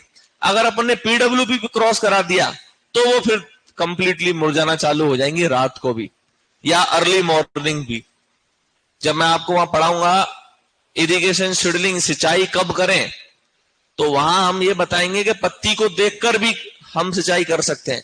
तो पत्ती को देखने जब जाते हैं ना तो दिन में नहीं जाते, सुबह जाना है। कब जाना है? अगर सुबह मुरझा रही है तो इसका मतलब अब पानी इसको चाहिए चाहिए। ठीक है, के मध्य उपस्थित होता है, लिख लिया। उपलब्ध जल होता है, इसमें जेट लिख लेना भैया, पूछा हुआ क्वेश्चन है, अच्छा क्वेश्चन है।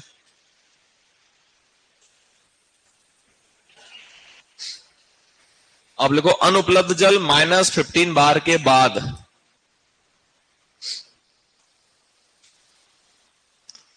अनुपलब्ध जल -15 बार के बाद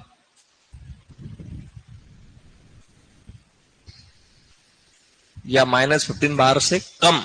माइनस लगाए तो क्या बोलेंगे? कम। माइनस लगाए तो क्या बोलेंगे? कम।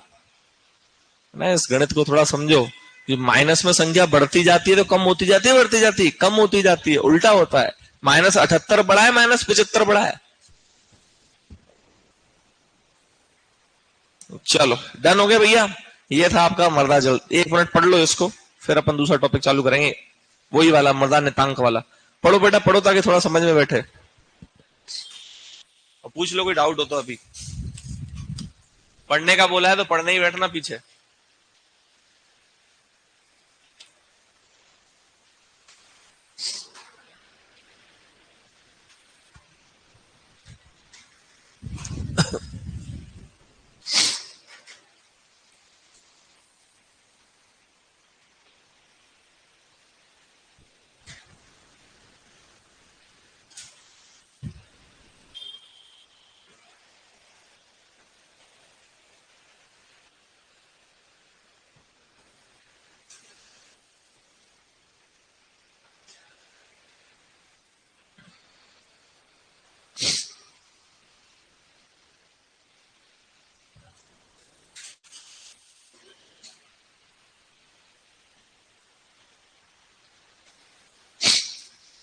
देखो थोड़ा सा इस पौधे के पूरे जीवन काल को समझने की कोशिश करते हैं, वो जल के आधार पर समझने की कोशिश करते हैं। सबसे पहला पॉइंट लिखा हुआ है बेटा सैचुरेशन। सैचुरेशन वो स्थिति होती है जब छोटे और बड़े दोनों रंध्रावकाश जल से भर जाते हैं। इसको कहते हैं संतृप्त। क्या कहते हैं? जैसे कई बार गुस्सा आता है कि अब सैचुरेट हो चुका हूं मैं भाई, सैचुरेट यानी कि पूरे भर चुके हैं। तो जब संतृप्त अवस्था यानी कि जब छोटे बड़े दोनों रंध्रावकाश जल से भर जाते हैं, ऐसी स्थिति कब आती है? जिस दिन ज्यादा बारिश आ गई, जिस दिन ज्यादा सिंचाई दे दी। अब 2 से 3 दिन में क्या होगा कि जो रंध्रावकाश बड़े जल रंध्रावकाशों में है जल, वो धीरे धीरे कहां जाएगा? नीचे जाएगा, कुछ थोड़ा बहुत उड़ जाएगा। फिर स्थिति आएगी कौन सी वाली? Field capacity. देखो क्या क्या लिखा है इंग्लिश में, मैं समझा देता हूं। सैचुरेशन यानी कि संतृप्त स्थिति, पूरा पानी भर रहा है, फिर पानी कहां चला गया? अब बचा हुआ है जिसको हम कह रहे हैं क्षेत्र क्षमता। सिंचाई के कितने दिन बाद? अब यही वाला टॉपिक पढ़ने वाले हैं, इसलिए समझा रहा हूं इसको। ठीक है, संतृप्त अवस्था में तो क्या हुआ कि बड़े, जैसे आज वर्षा आई या आज पानी दिया तो बड़े और छोटे दोनों रंध्रावकाश भर गए। अब 2 से 3 दिन में क्या होगा कि जो बड़े रंध्रावकाशों में जल है वो कहां चला जाएगा? अब वो नीचे गया तो अब उनमें क्या है? वायु। क्या है? तो 2 से 3 दिन बाद ऐसी स्थिति आएगी जिस स्थिति में बड़े रंध्रावकाशों में तो वायु होगी, छोटे रंध्रावकाशों में जल होगा, जिस स्थिति को हम क्या नाम देंगे? फील्ड कैपेसिटी या क्षेत्र क्षमता। क्या नाम देंगे? 0 से -1/3, या हम कह सकते हैं -1/10 से -1/3। एग्जैक्ट आंसर ये होता है। अगर बार में पूछे तो -1/10 बार से -1/3। अगर इसको यूनिट को चेंज कर दे, मेगा पास्कल पास्कल में ले आए फिर, या किलो पास्कल में पहुंचा दे फिर। बार जब पढ़ाया था ना दाब, तो वहां 3 लिखाए थे, 100 किलो पास्कल लिखाया था, मेगा पास्कल सब लिखाया था, वहां 2-3 लिखाए थे, इसलिए लिखाए थे क्योंकि मेगा पास्कल के अंदर यूनिट पूछी जा चुकी है आपके पहले। पॉइंट में हो जाएगा आंसर। किलो पास्कल में तो 100 बढ़ जाएंगे पीछे, 100 से गुणा हो जाएगा। ठीक है, अभी लिखा दूंगा मैं जब पढ़ाऊंगा तो यहां तक समझ में आ गया। तो क्षेत्र क्षमता क्या होता है बताओ, ये टॉपिक अभी लिखेंगे अपने से पहले ही बताओ कि सिंचाई के 2 से 3 दिन बाद ऐसी स्थिति आती है जब बड़े रंध्रावकाश वायु से व छोटे रंध्रावकाश जल से भरे रहते हैं। इस स्थिति को क्या कहते हैं? क्षेत्र क्षमता कहते हैं। और यहां पर जल कितना परसेंट? 100% पौधे के लिए उपलब्ध होता है। कोई डाउट किसी को? क्लियर है? अब देखो क्या पॉइंट आ रहा है, readily available water. Available water यानी कि क्षेत्र क्षमता के बाद पानी अच्छे खासे अमाउंट में उपलब्ध है।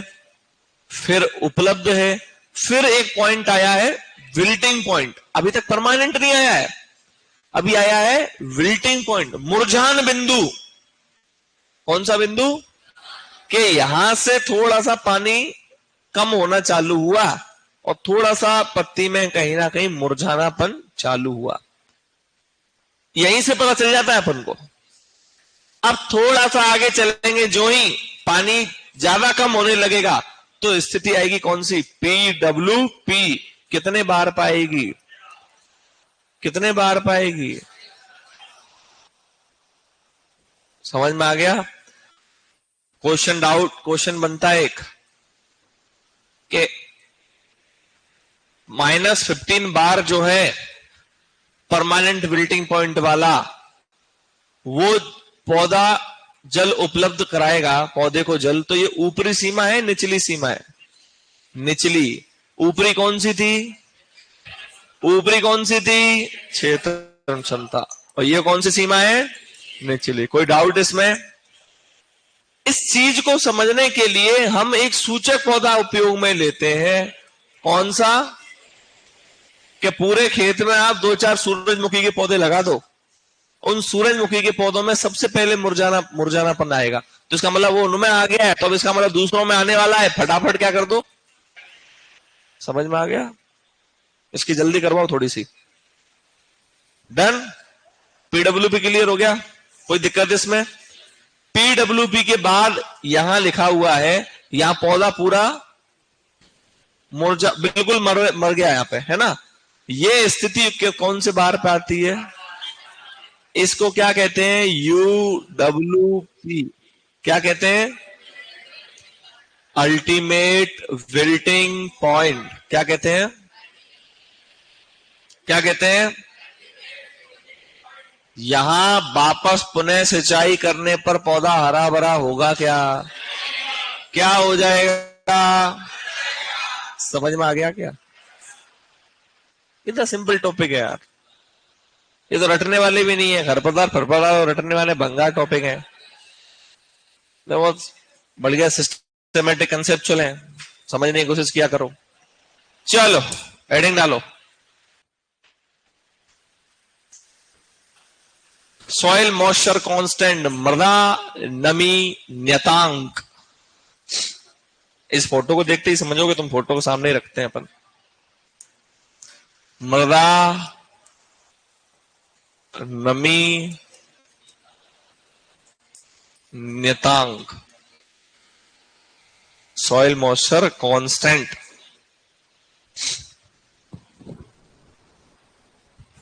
विकास मेघवाल जी कह रहे हैं प्लांट की डेथ हो जाएगी, फिर उठावना भी करेंगे।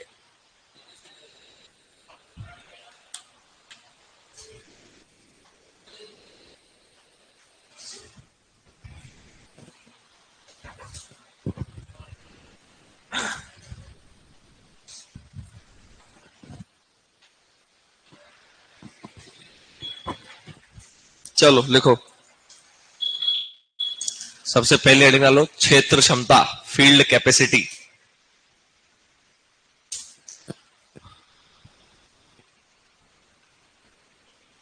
क्षेत्र क्षमता, फील्ड कैपेसिटी। गर्म पानी से है क्या रे किसी पे? नीचे से लाना पड़े, ठंडा ही है क्या? बोलूं? देखो सिंचाई के, तेरा एक भाई पढ़ता है क्या डब्ल्यू में? सिंचाई के, तू ही था क्या रे वो? है? तू ही था क्या वो वहां? तो डबल ए से सीधा सुपरवाइजर? अब तो जेट में मत बैठ जाना जाके।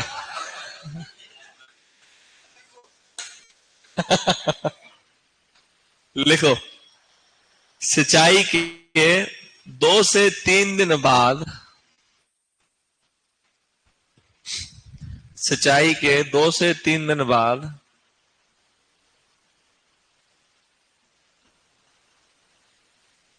मृदा के बड़े रंध्रावकाशों में, इस डायग्राम से शानदार समझ में आ रहा है, कोई समझने वाला हो तो। मृदा के बड़े रंध्रावकाशों में वायु व छोटे रंध्रावकाशों में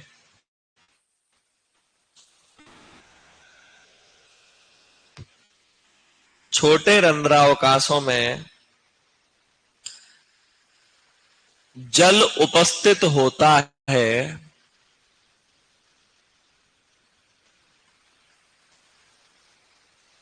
ठीक है, समझना इस पॉइंट को।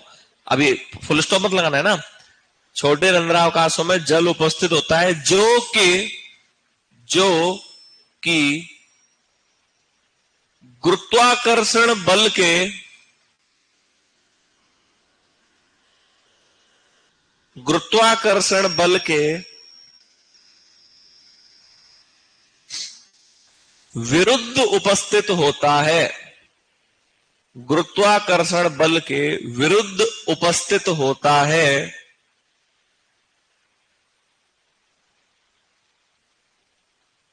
इसे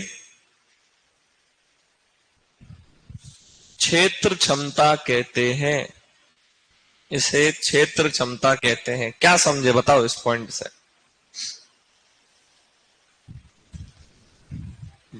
बताओ बच्चों, क्या समझे इससे? एक लाइन लिखी है गुरुत्वाकर्षण बल के विरुद्ध, बहुत शानदार लाइन है कि जितना था उतना चला गया, अब वो ऊपर रह रहा है, भले ही गुरुत्वाकर्षण बल लगे लेकिन वो उपस्थित है, नीचे नहीं जा रहा है। तो इस स्थिति में जल क्या होगा? 100% उपलब्ध। लिख लो एरो लगा के, यहां जल 100% उपस्थित होता है। यहां जल 100% उपस्थित होता है।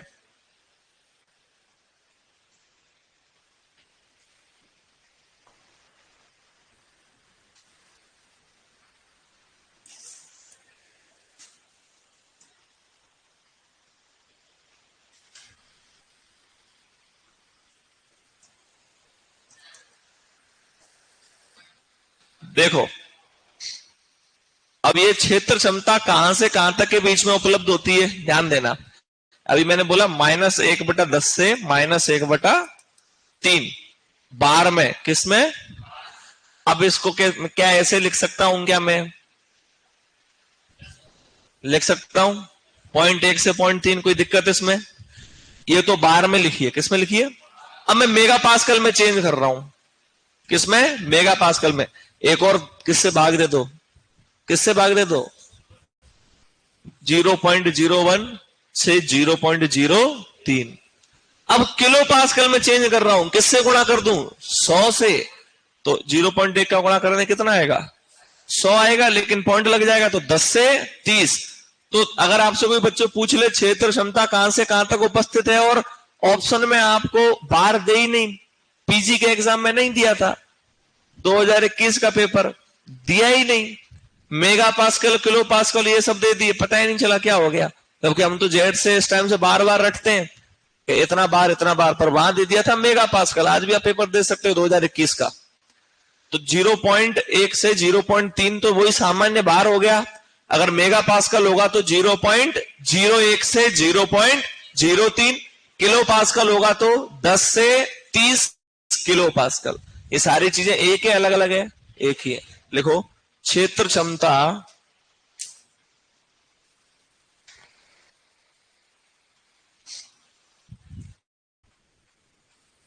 कहां जा रहे हो? 0.1 से 0.3 बार या अथवा लगा के लिख सकते हो आप, है ना। स्लैश या बोला करो तो स्लैश लगा दिया करो, अथवा 0.01 से 0.03 मेगा पास्कल MPa। अच्छा, MPa याद रखना, वहां मेगा पास्कल लिखा नहीं आया था, MPa लिखा आया था, है ना। 0.01 से 0.03 मेगा पास्कल, अथवा क्या बच्चों, 10 से 30 किलो पास्कल KPa।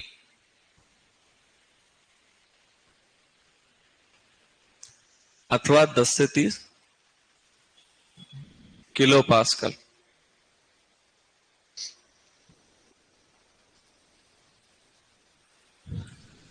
ठीक है, तो क्षेत्र क्षमता नहीं होती, जो उपस्थिति होती है यहां हम लिख देते हैं कि क्षेत्र क्षमता यहां पाई जाती है, क्षेत्र क्षमता नहीं होती। उस क्षेत्र क्षमता पे जल कहां होता है, समझ रहे हो? जो भी मैं लिखा रहा हूं ना कि क्षेत्र क्षमता यहां से यहां तक पाई जाती है, तो क्षेत्र क्षमता तो है, पर वो कौन पाया जाता है? जल। कौन पाया जाता है? जल। ठीक है, तो ये कहां से कहां तक होती है लिख लिया पूरा। कितना % जल होता है? 100% जल उपस्थित होता है, उपलब्ध होता है। ये गुरुत्वाकर्षण बल के विरुद्ध यहां पर छोटे रंध्रावकाशों में क्या होता है? जल। बड़े रंध्रावकाशों में वायु। और अगर अतिरिक्त जल जो होता है वो बड़े रंध्रावकाशों से कहां चला जाता है? नीचे। क्लियर है? कोई डाउट इसमें किसी को? अब एरो लगा के लिखो।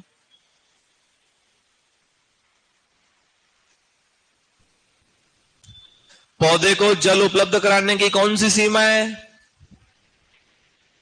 आप ये समझो, ऊपर वो होगा जो ज्यादा होगा, तो जल ज्यादा कहां होता है? क्षेत्र क्षमता पे। लिखो, पौधे को जल उपलब्ध कराने की ऊपरी सीमा होती है। पौधे को जल उपलब्ध कराने की ऊपरी सीमा होती है।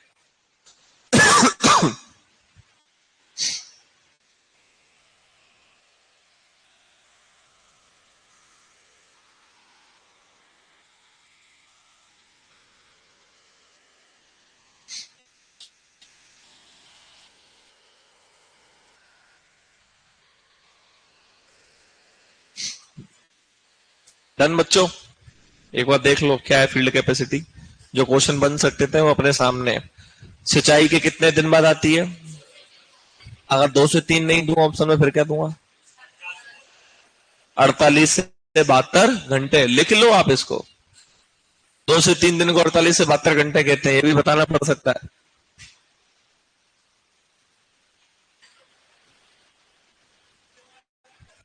है ना।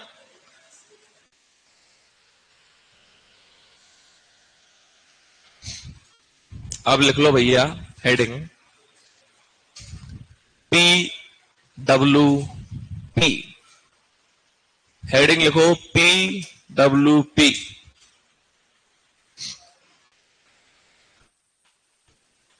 ठीक है, स्थायी ढलानी बिंदु।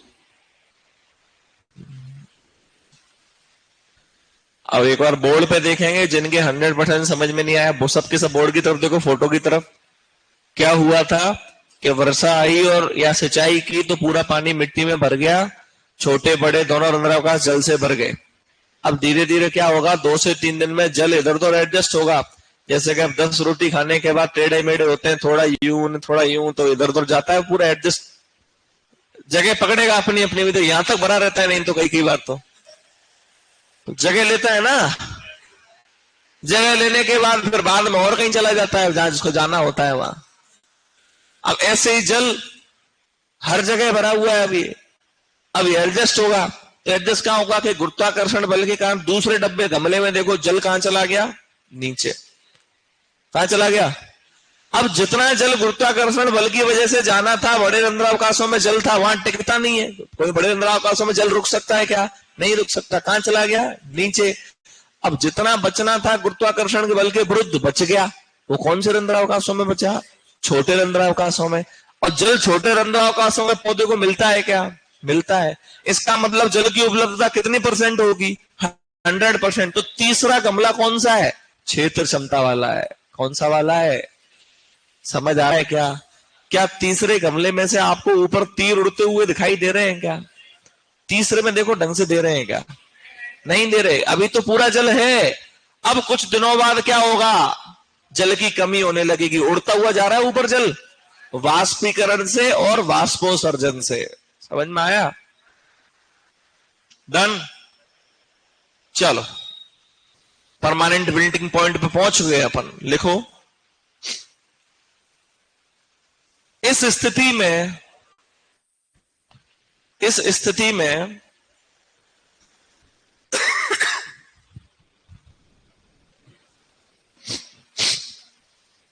तबीयत सही हो नहीं रही यार, बंद करूंगा मैं आना।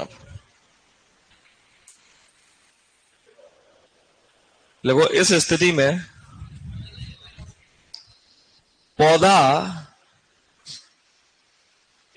में पौधा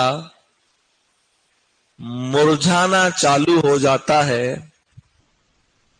इस स्थिति में पौधा मुरझाना चालू हो जाता है, परंतु सिंचाई करने पर पुनः हरा भरा हो जाता है।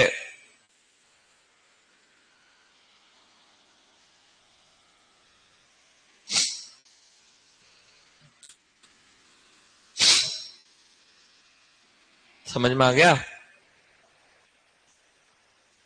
तो ये लिखो कितने बार पर उपस्थित है, सब पूरा डेटा लिखो। अब मैं आपको बता रहा हूं 15 बार है, तो मेगा पास्कल कितना हो जाएगा बताओ मुझे? 10 से दे दो, 10 से कितना हो जाएगा बोलो? 1.5। 10 से दो, 10 से कितना हो गया? 1.5। 100 से गुणा कर दो तो कितना हो गया? 1500 किलो पास्कल। लिखो, रेंज लिखो भैया इसकी।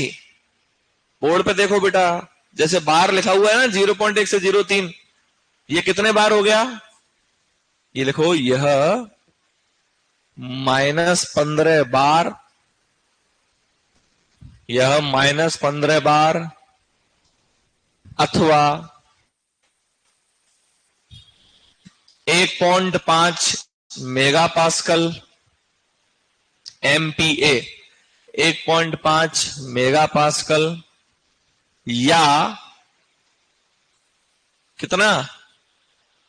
1500, 15 का गुणा 100 से होगा, 1500 किलो पास्कल पर उपस्थित होता है या उपस्थित होती है। 1500 किलो पास्कल। डन? कोई डाउट इसमें? चलो देखो, इस स्थिति में क्या होता है बेटा के वाष्पीकरण जो है ना, इस स्थिति में शून्य हो जाता है कहीं ना कहीं। पीडब्ल्यूपी की स्थिति में यहां पर अगर जल की हानि कहीं ना कहीं होती है तो वाष्पोसर्जन से ही होती है, क्योंकि ऊपरी सरफेस से तो मिट्टी पानी जो उड़ना था वो उड़ गया। वाष्पीकरण कब तक होता है ये बताओ? वाष्पीकरण जब तक होता है जब सतह पे ऊपर नमी होगी। अब नमी तो 15-20 दिन में क्या होगी, चली गई। अब जल जो मिट्टी के अंदर है वो थोड़ी वाष्पीकृत होता है, वो तो अंदर ही रहता है।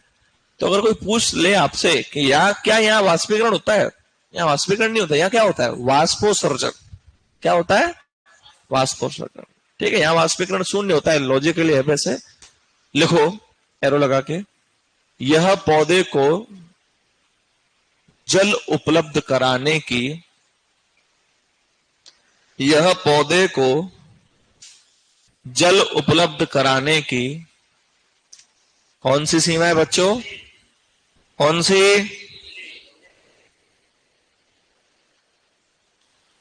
यह पौधे को जल उपलब्ध कराने की निचली सीमा होती है। निचली, लोअर लिमिट। अपर लिमिट कौन होती है? लोअर लिमिट कौन? PWP। हाँ, एक और लिखो एरो लगा के। इसके लिए सूचक पौधे के रूप में, इसके लिए सूचक पौधे के रूप में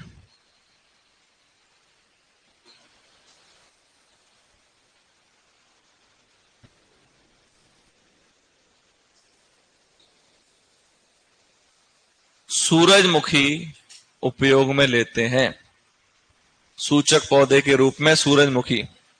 ये मैंने आपको जब पोषक तत्व तो पढ़ाए थे तभी बता दिया था। बोरॉन बताया था ना, तो वहीं पे पीडब्ल्यूपी भी बताया था, अगर ध्यान दिया हो तो यहां काम आया आज, है ना।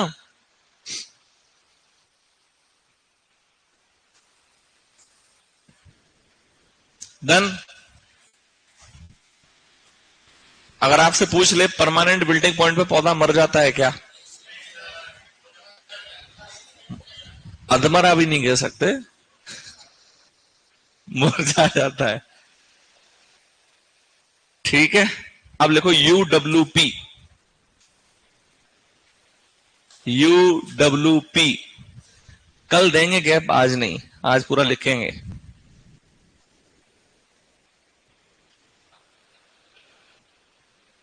UWP क्या कहते हैं इससे? Ultimate wilting point. देखो, अल्टीमेट विल्टिंग पॉइंट।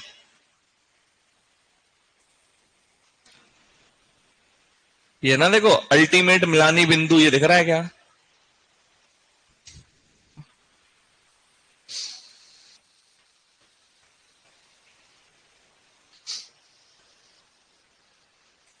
लिखो इसमें, बोलूं? यह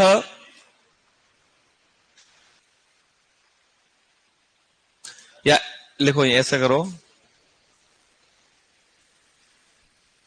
पहले तो लिख लो यह -60 बार पर उपस्थित, सिंपल सा लिख लो, यह -60 बार पर उपस्थित।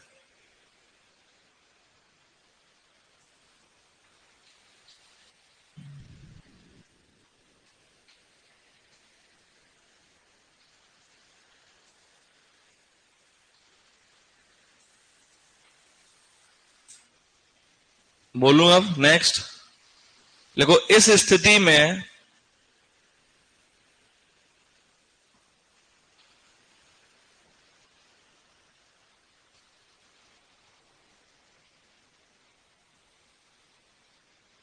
पौधा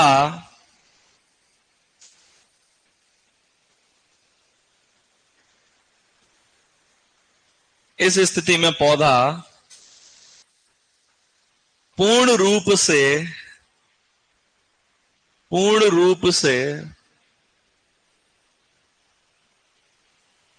मर जाता है। इस स्थिति में पौधा पूर्ण रूप से मर जाता है। भले ही सिंचाई करो, नष्ट है। Plant will ultimately die at this point. ठीक है, क्योंकि नमी बिल्कुल ही खत्म हो गई उस जगह पे। यह था आपका नियतांक कंप्लीट। डन। लिखो अन्य शब्दावली। अन्य शब्दावली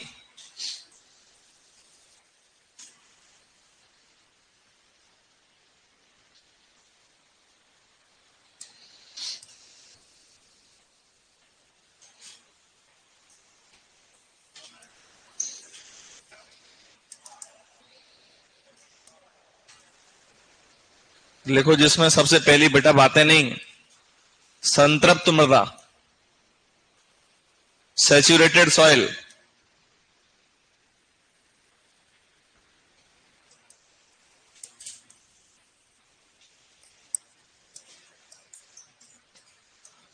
संतृप्त मृदा। लिखो, इस स्थिति में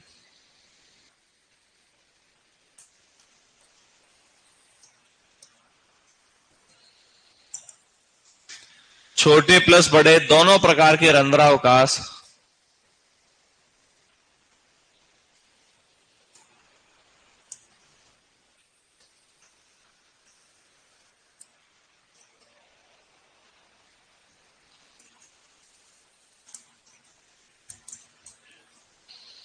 जल से भर जाते हैं। जल से भर जाते हैं मतलब एयर तो बिल्कुल है ही नहीं अब, है ना।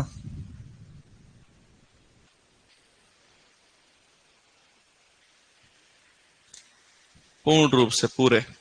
अब लीचिंग या निक्षालन, ये कौन बताएगा?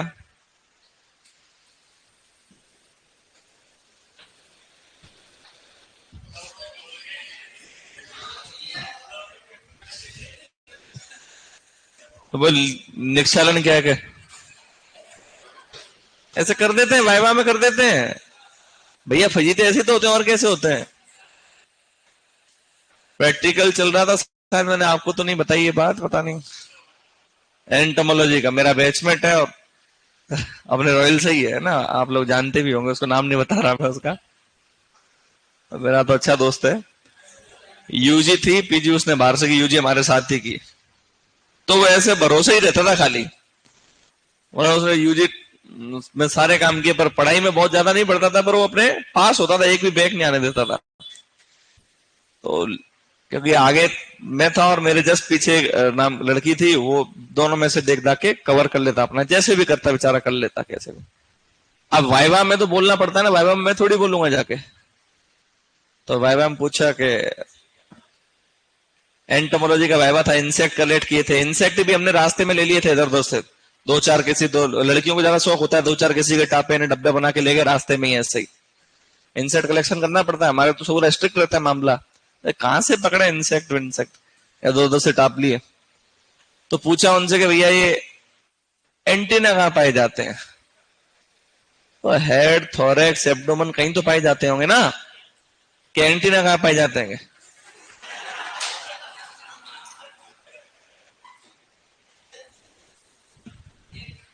पूरे घंटे बिठाए रखा उसको। बोला तू कुछ नहीं बोलता ना, क्योंकि बाहर से एक्सटर्नल आता है तो बेइज्जती तो होती है ना टीचर की। तो तू कुछ भी नहीं बोलता तो भी कोई दिक्कत नहीं, कि तू एग्जामिनर क्या की। तो ऐसा हो जाता है कि निक्षालन क्या है, मतलब पूरे बैच का वाइवा हो जाने के बाद उसको छोड़ा, हम वेट कर रहे भाई वो आ क्यों नहीं रहा, क्यों नहीं रहा। मैंने कहा वो तो आ ही नहीं रहा, चलते हैं, कुछ हो गया होगा, नहीं क्या है, क्योंकि ये तो हमारे सामने ही कर दिया था उसने। तो अप्पू हम तो सारे ही हंस रहे थे वहां, पर मैंने छोड़ दिया होगा। सबसे लेट आया, मैस बंद हो गया, 3 बजे आया था। मैंने भाई खाना वाना मैस बंद हो गया, कह रहे यार वो छोड़ा ही नहीं उसने। कि 3 घंटे तक सुनाते ही रहे, सुनाते ही रहे। चलो, लीचिंग या निक्षालन, क्या है नीचे निक्षालन? इस स्थिति में क्या होता है, जल मृदा में नीचे की ओर जाता है, अपने साथ किसको लेके? ठीक है, लिखो पोषक तत्व लवण दोनों को, है ना। जल मृदा में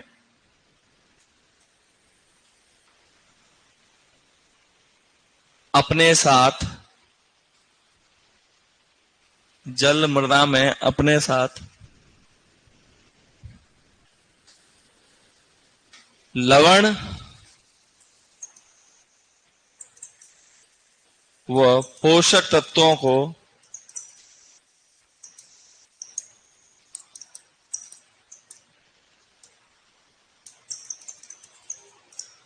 मृदा सतह में नीचे ले जाता है।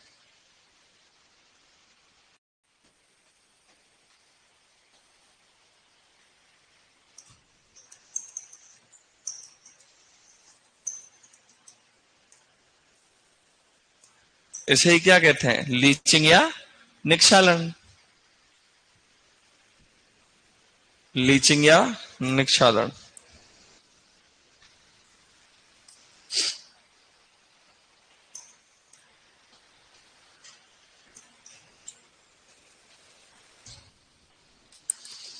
अब 2-3 टर्म हैं एक जैसी, infiltration, percolation,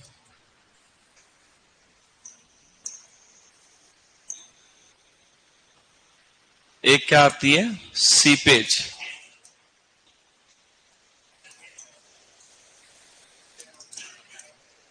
infiltration, percolation, seepage, समझ लो एक बार, है ना क्या चीज है। आईपीएस कैसे याद करोगे इसको, देखो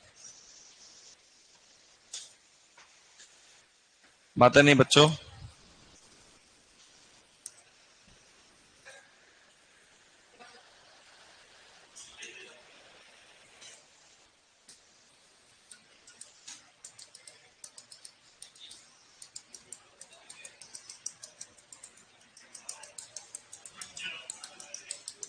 ठीक है, ऐसे इसको कैसे याद रखोगे, इंडियन पुलिस सर्विस, आईपीएस। ठीक है, इंडियन पुलिस सर्विस, आईपीएस। आई यानी के इनफिल्ट्रेशन, पी यानी के परकोलेशन, एस यानी के सीपेज। इस स्थिति में क्या होता है बेटा कि जो जल जो है ये आपकी मृदा परिच्छेदिका है। ये क्या है? मृदा परिच्छेदिका। ये जो आपको दिख रही है ये मृदा परिच्छेदिका है, मृदा प्रोफाइल है ना। और ये मृदा क्या है? सतह। तो जल जब मृदा सतह में प्रवेश कर रहा है, प्रवेश करने में उसको समस्या संतृप्त मृदा में आती है, असंतृप्त मृदा में? असंतृप्त। संतृप्त मृदा में वो नीचे जल्दी जाता है ना। तो जल का मृदा सतह में प्रवेश करना क्या कहलाता है? क्या कहलाता है? प्रवेश करने के बाद मृदा परिच्छेदिका में नीचे की ओर गति करना क्या कहलाता है? और नीचे की ओर गति करने के बाद जल का इधर उधर गति करना यानी कि लेटरल मूवमेंट क्या कहलाता है? ये पढ़ा दिया था ना सर ने आपको, लिख लो इसको। डेफिनेशन भी आप ही लिख के बताओ। अब अभी चेक करता हूं, लिखो लिखो। इनफिल्ट्रेशन, परकोलेशन, सीपेज, परिभाषा बताओ मुझे लिख के। इनफिल्ट्रेशन बताओ कौन सी मिट्टी में ज्यादा होगा? रेतीली यानी कि सैंड, सिल्ट, क्ले, किस में ज्यादा होगा? किस में ज्यादा होगा? किससे मेजर करेंगे? इनफिल्ट्रोमीटर से। किससे मेजर करते हैं? इनफिल्ट्रोमीटर भी दो प्रकार के आते हैं, एक सिंगल और एक डबल।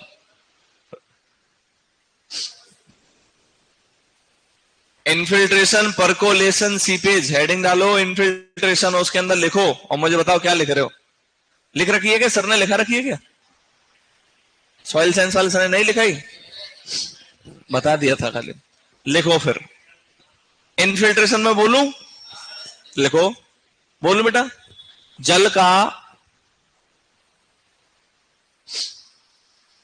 मृदा सतह से या मृदा सतह से प्रवेश करना, जल का मृदा सतह से मृदा परिच्छेदिका में प्रवेश करना, कुछ भी लिख सकते हो, बस आप ये समझ जाओ प्रवेश है, एंट्री है। जल का मृदा सतह से प्रवेश करना, entry of water in soil surface, through soil surface in soil profile. Through यानी कि से। क्या कहलाता है? इनफिल्ट्रेशन। लिखो, इनफिल्ट्रेशन दर, एरो लगा के इसी में, इनफिल्ट्रेशन दर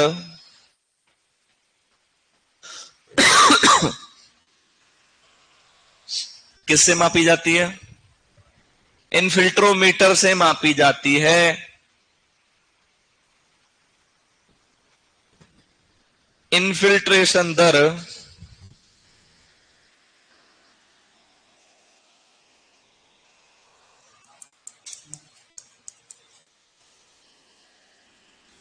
इनफिल्ट्रोमीटर से मापी जाती है। ऊपर देखो दर कैसे है,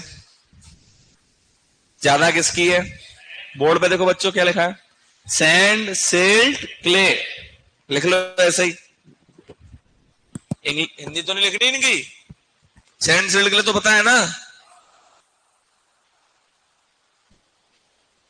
सैंड, सिल्ट, क्ले। सिल्ट एक तरीके से होता है टेल्कम पाउडर। टेल्कम पाउडर लगाते हैं ना अपन, पाउडर जैसी मिट्टी होती है सिल्ट। ठीक है।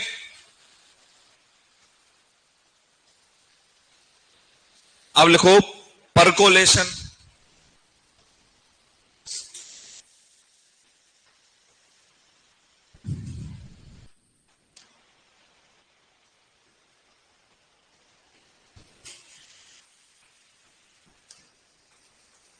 जल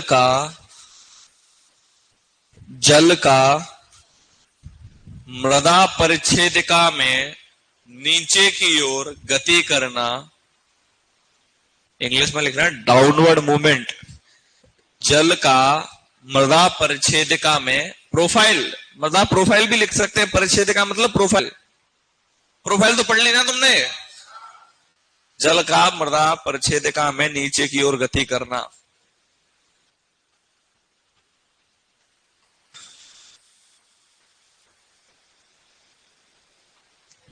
अब देखो इंग्लिश कितनी कहीं ना कहीं सिंपल रह जाती है अगर थोड़ा सा अगर अपन सीखें तो। एक एक शब्द में आंसर है। Entry of water, downward movement, lateral movement, खत्म। है ना सिंपल। हिंदी में तो होता है, आता है, कहलाता है, जाता है, ये ज्यादा लिख देते हैं, पता चलता ही नहीं क्या है। अब बहुत सिंपल सिंपल वर्ड है। Entry, downward, lateral. लेटरल क्या होता है? इधर उधर गति करना, पार्श्व गति करना। लिखो हेडिंग सीपेज।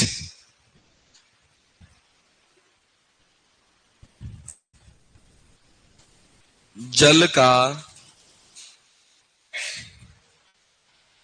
मृदा में, जल का मृदा में, देखना सही लिखा है क्या मैंने? पार्श्व गति। जल का मृदा में पार्श्व गति। थोड़ा सा तुमसे कम पढ़ा लिखा हूं मैं सबसे।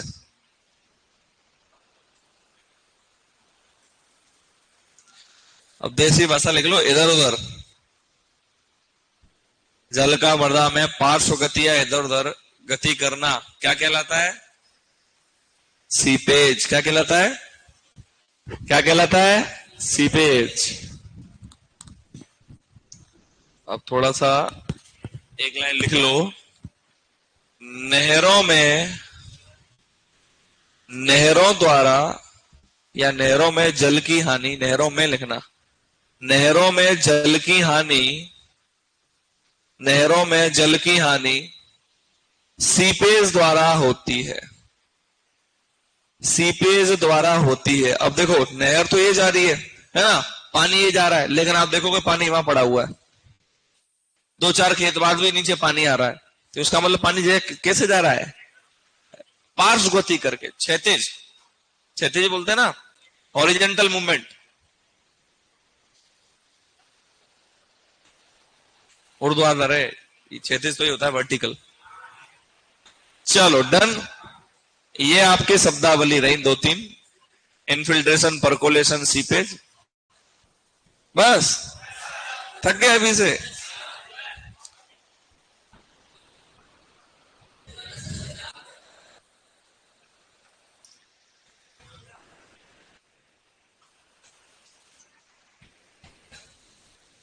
इसी शब्दावली में हेडिंग डालो कंजक्टिव वाटर।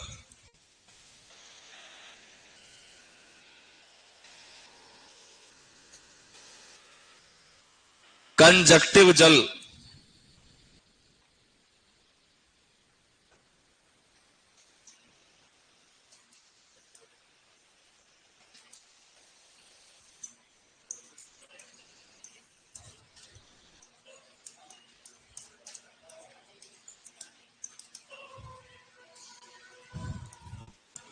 और ये कहता है कंजम्पटिव जल, उपभोग जल।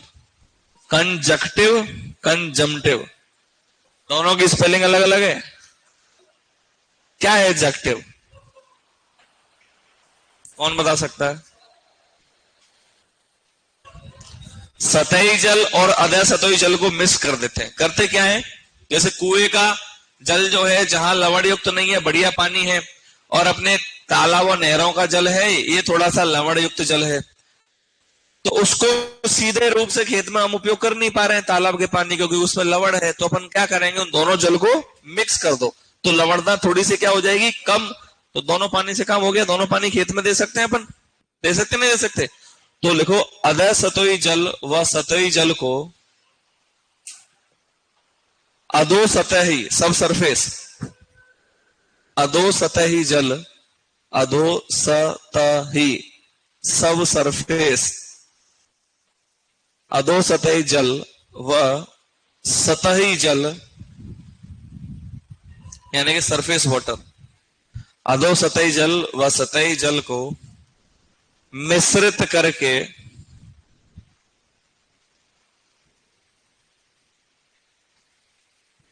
उपयोग में लेना